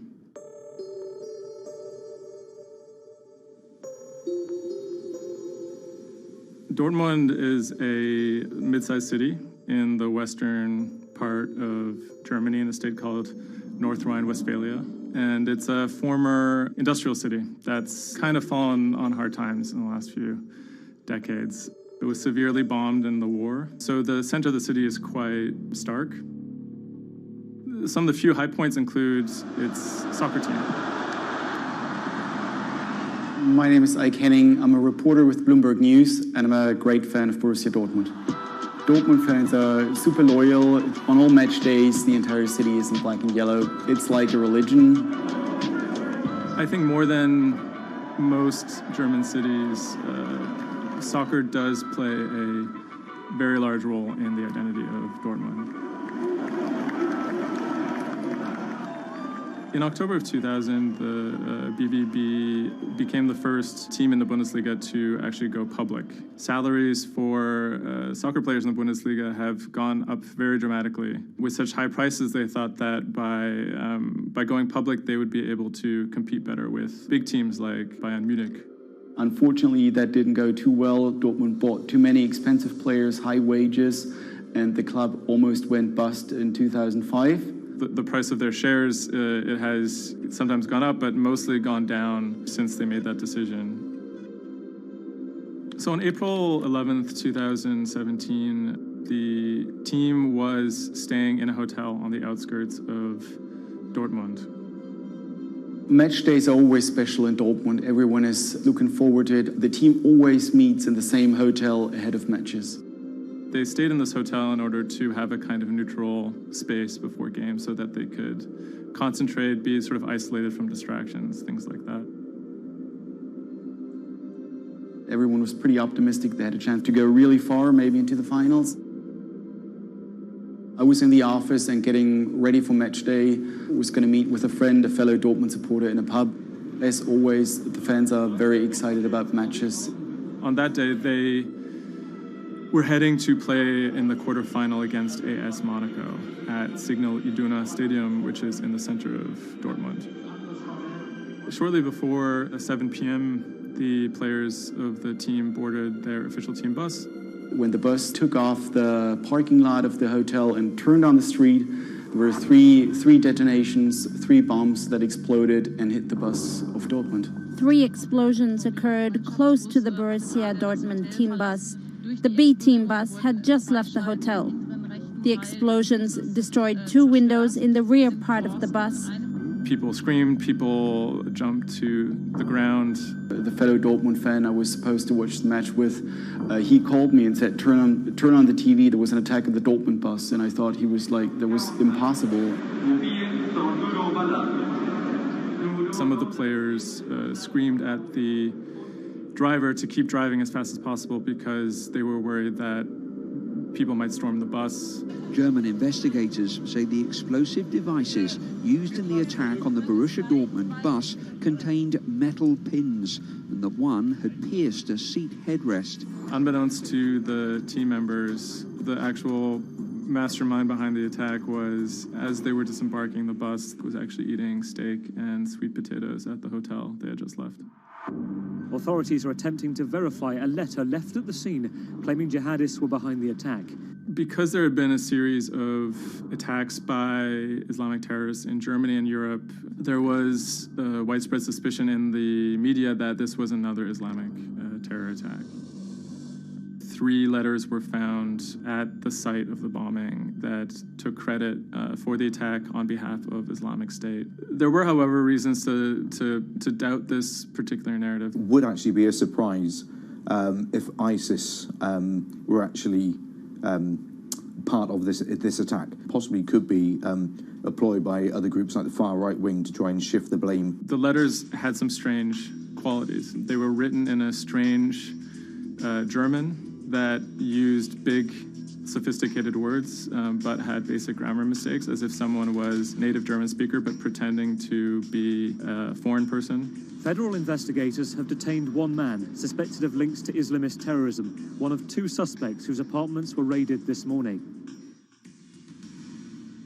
Shortly after the bombing, a man in Austria named Rudolf, who was a big BVB fan, he noticed that something strange was going on the stock market related to the team's shares. He emailed the lawyers of BVB, who then forwarded that email on to investigators. The email stated that someone had bought 60,000 BVB put options, a wager that the value of the shares of the team would fall below a certain amount at a certain date. Why would someone buy that ahead of a match and then 3 bombs go off? Something isn't right here. For the person to make money off of that, it required the stock to go down quite a bit in a fairly short period of time. And it wouldn't just be the team losing a match, it would require something much bigger than that. There was another big red flag about this purchase, which is the fact that it had actually been made, number one, on the day of the bombing, but also from an IP address that had been traced to the actual hotel where the bombing had taken place.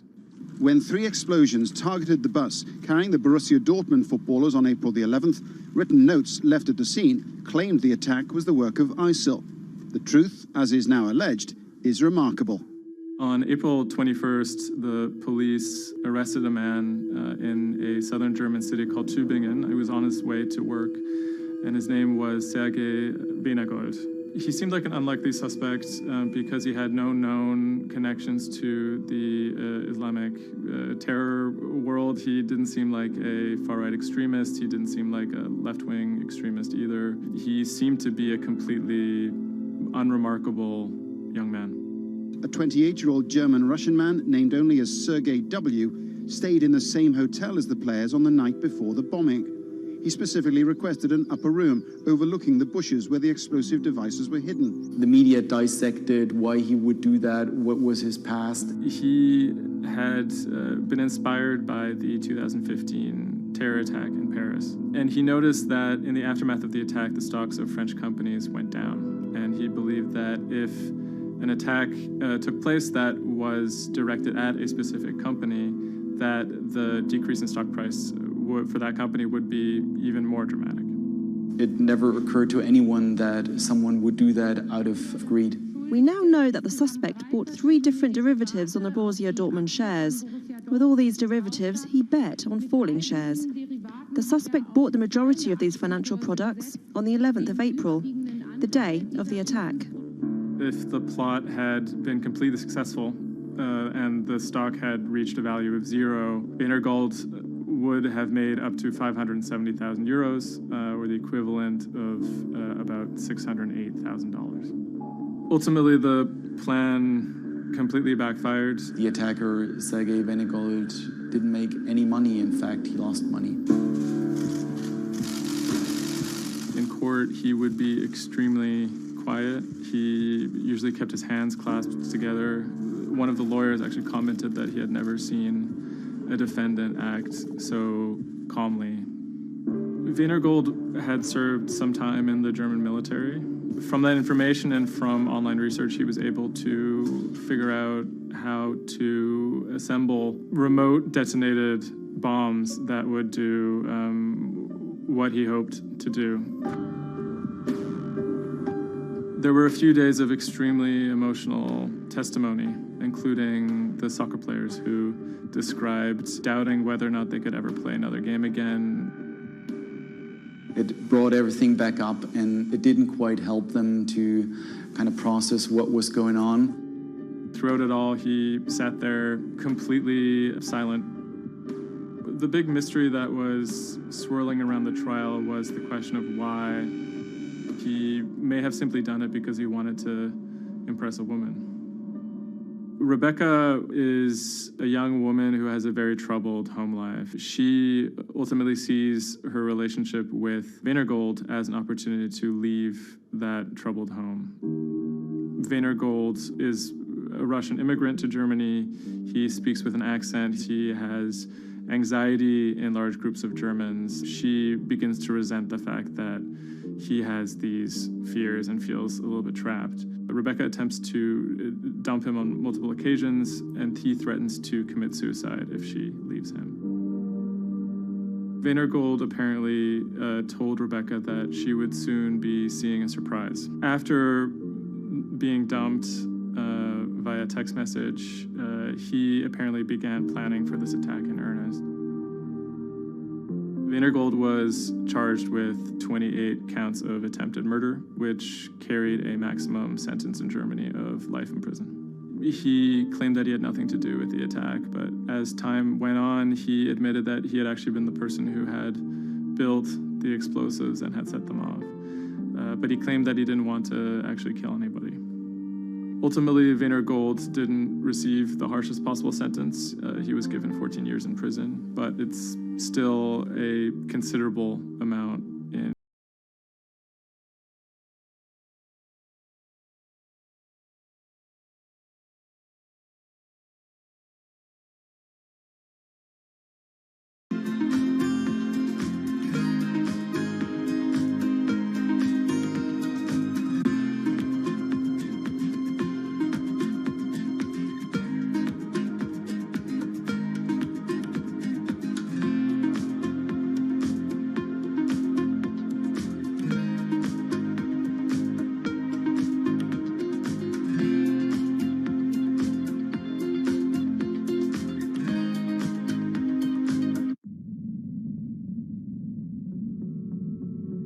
The threat of an asteroid hitting Earth is very real.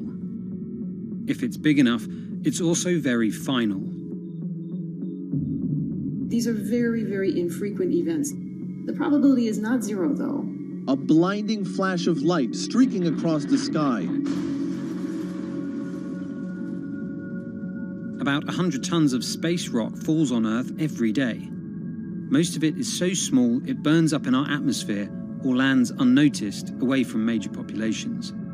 No human in the past 1,000 years is known to have been killed by a meteorite, and according to NASA, no large object is likely to strike the Earth any time in the next several hundred years.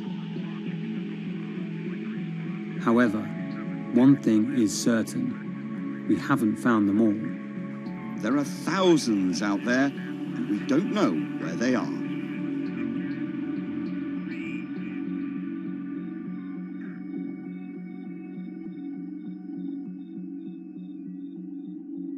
There are a lot of asteroids in our solar system. They number in the billions.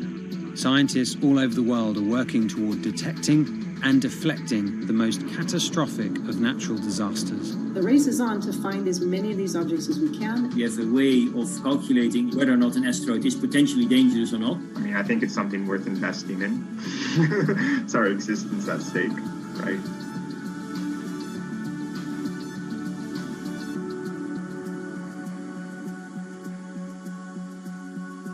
Amy, let's get this one out of the way. It's probably the question you get asked the most, but how scared should we be? Asteroids and comets are a natural hazard that's out there like a lot of other natural hazards. These are very, very infrequent events, these collision events, where an object actually impacts the Earth. The most important thing that we need to know about asteroids is when the next impact is going to happen and how bad it will be. What we know is that an object that's about, say, a kilometer across is capable of causing very, very wide devastation across the planet, really, truly global devastation. The object that wiped out the dinosaurs was somewhere in the neighborhood of 5 to 10 kilometers across, so even bigger than that. At a kilometer, it's still going to be very bad and will have global effects. For objects that are capable of causing what I would call sort of regional damage, kind of a large major metropolitan area, a city and its surrounding environment, sort of around 100-ish meters. It depends on the details of the composition and so forth. By the 1980s, NASA was cataloguing near-Earth objects. In 1994, stargazers watched as comet Shoemaker-Levy 9 hit Jupiter. The resulting zone of chaos was estimated to be as large as the Earth, and the event became a turning point in the search for asteroids and comets in our solar system. In 1998, Congress tasked NASA with finding 90% of asteroids and comets 1 kilometer wide or larger. Soon after, Hollywood blockbusters Armageddon and Deep Impact brought attention and fear to the masses. The great news is that the vast majority, more than 90% of all the really large 1 kilometer near-Earth objects have been found. The challenge now is working down to these smaller sizes that are still quite capable of causing a lot of damage, but they're just harder to spot because they're fainter, they're smaller.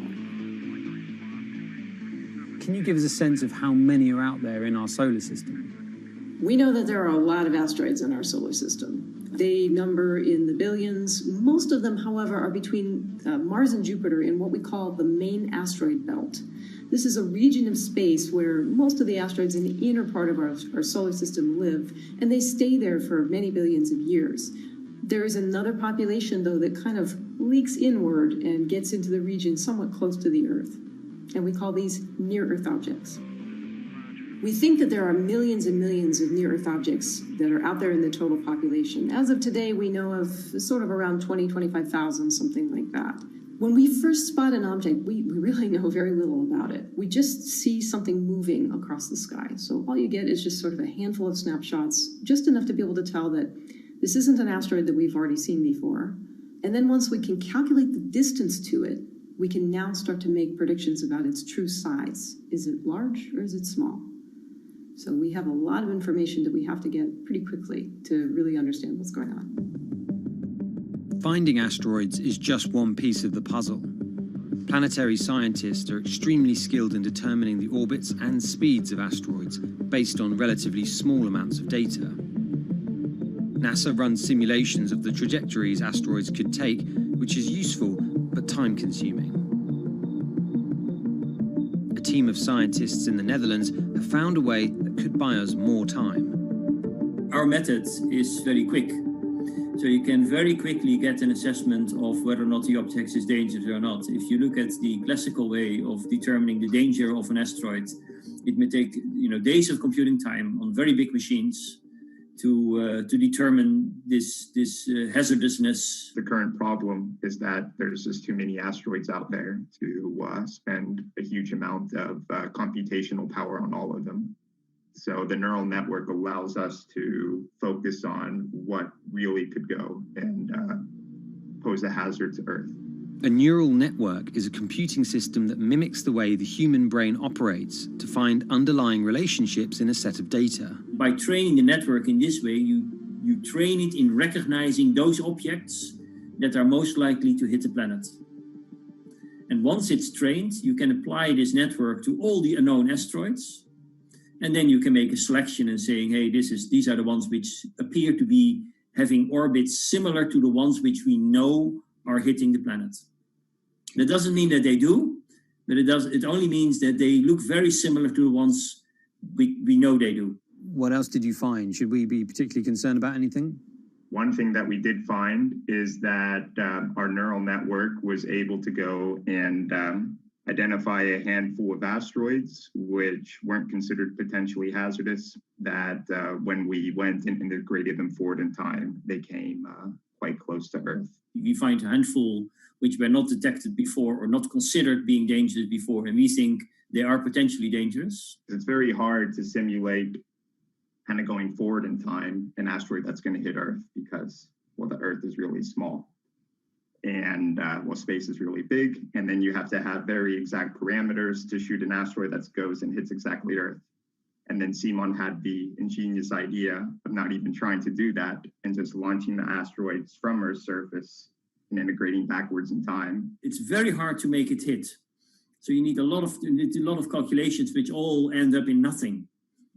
And the idea was then like, well, let's not do that. This is basically what NASA is doing. NASA is taking an asteroid, making multiple copies of them, shooting them all forwards in time, calculating their orbits, and then see what fraction sort of gets close to Earth. Not even hitting Earth, but getting close to Earth.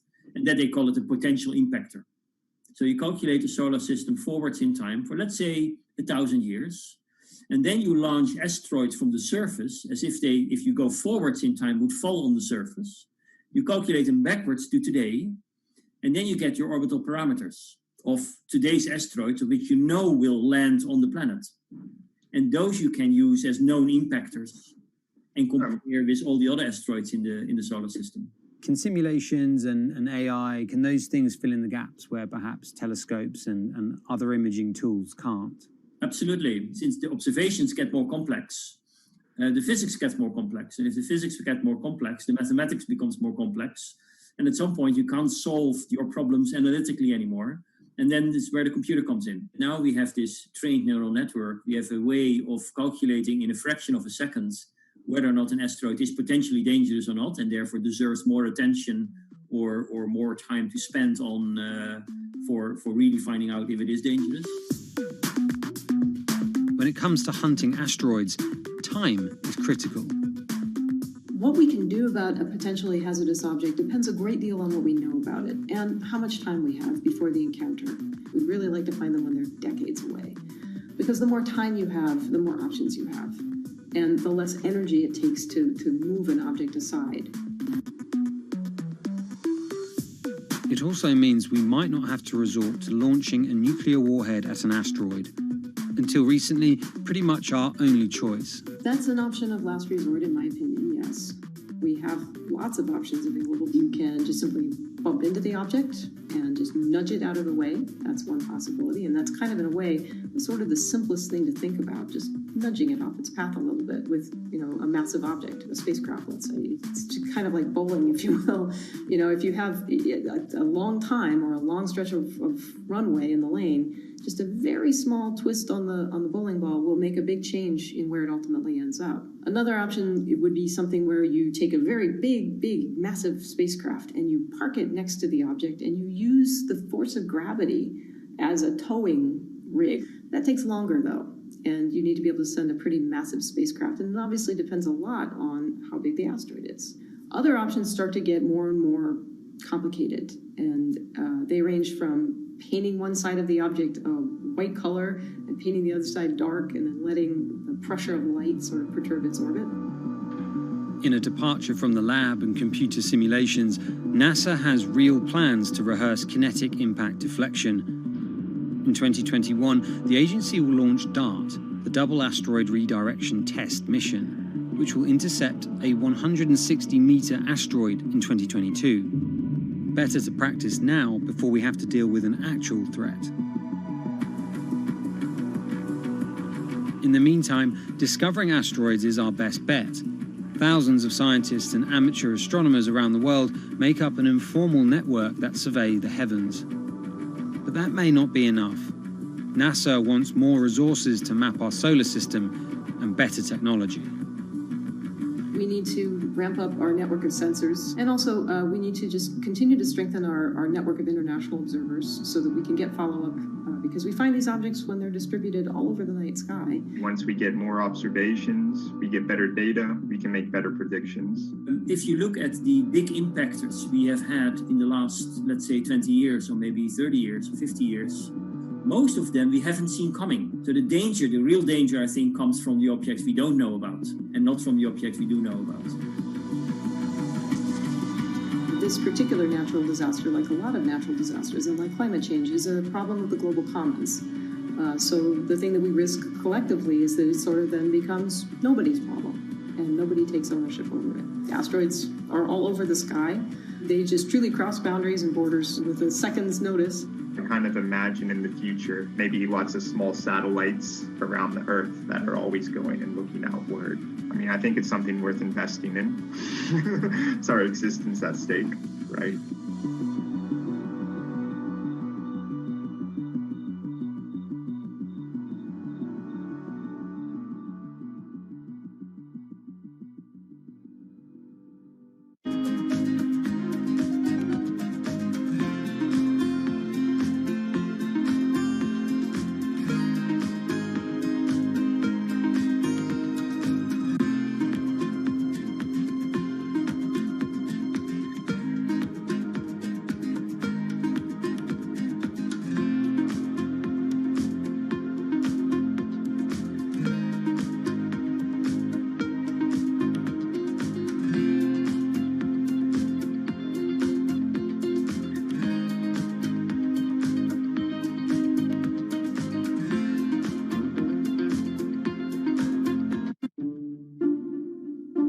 pandemic has affected everyone in different ways.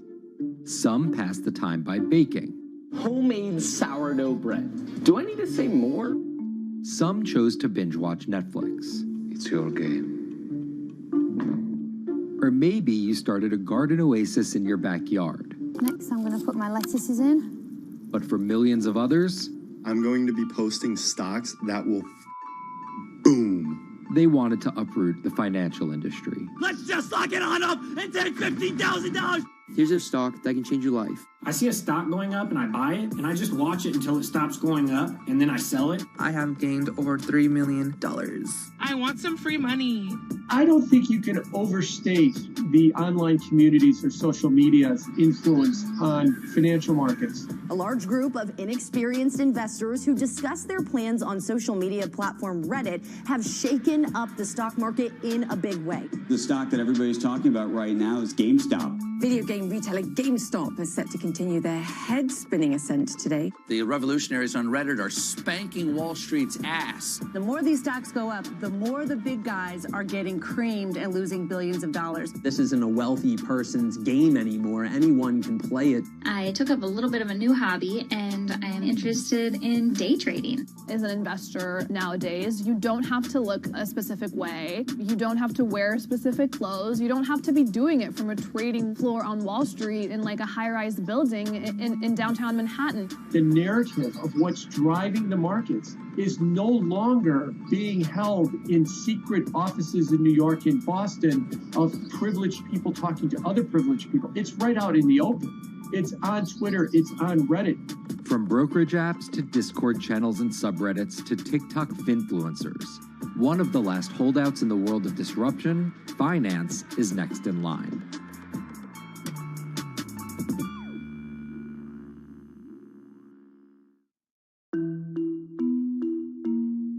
Investing should be as ubiquitous as shopping online. That's Vlad Tenev, the CEO of Robinhood, the online brokerage app, talking about how he wants his app to disrupt the world of stock trading like Amazon disrupted the world of home shopping. And I think that speaks to exactly the mission that a platform like Robinhood has, which is to democratize investing. Robinhood was started in 2013 by Vlad Tenev and Baiju Bhatt in, where else, Silicon Valley, as an alternative to the big brokerages, but with one big difference. As they were building the social network around finances for people, they realized that there was a gap in the market and that free trading could become something that they could bring to the markets, they could disrupt the industry. While no-fee trading is industry standard today, it was unheard of when it was first introduced. The online brokerage industry was really innovative when they came on the scene 10, 15 years ago, but they kind of stopped innovating where you haven't seen those commissions come down beyond $5 or $6 or $7. Robinhood think that by offering zero commission that they're going to push people onto this platform. And on top of no-fee trading, the customers Robinhood was courting have been long overlooked in the world of finance. So the typical customer of a Charles Schwab, for example, is putting a lot more money in that brokerage account than the typical customer at Robinhood. Even today, with all of its popularity, the median account size is about $240. There's Fidelities in the Schwabs and the E-Trades of the world. They look down their nose at those kind of accounts. I don't want a $1,000 account. They're just a headache. I want a $100,000 account. And this is key here, right? Because the thing about Robinhood that's different than every other single brokerage platform is how easy it is to use. The design of the Robinhood app really has in mind a user who might be coming at this absolutely cold. The fonts are very well sized, the shapes, the colors, all of that is something that the founders of Robinhood paid really close attention to. And by creating an interface that catered to a newer investor, they were able to gather a pretty healthy group of customers. And by 2019, they had about 10 million customers.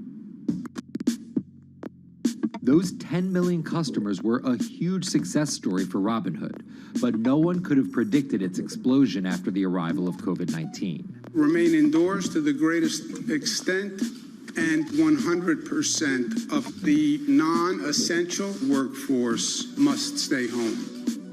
What we saw when the pandemic hit was the growth of Robinhood users absolutely turbocharged. And oddly, you saw this surge in interest in stock trading. Then they saw the absolute surge in 2020 in customer growth. And now, by many accounts, they have more than 20 million customers, which is pretty extraordinary. So the next step for them is to figure out how to monetize those users and how, even with their small account sizes, to get them to grow with the company and, as it releases more products, come along with them.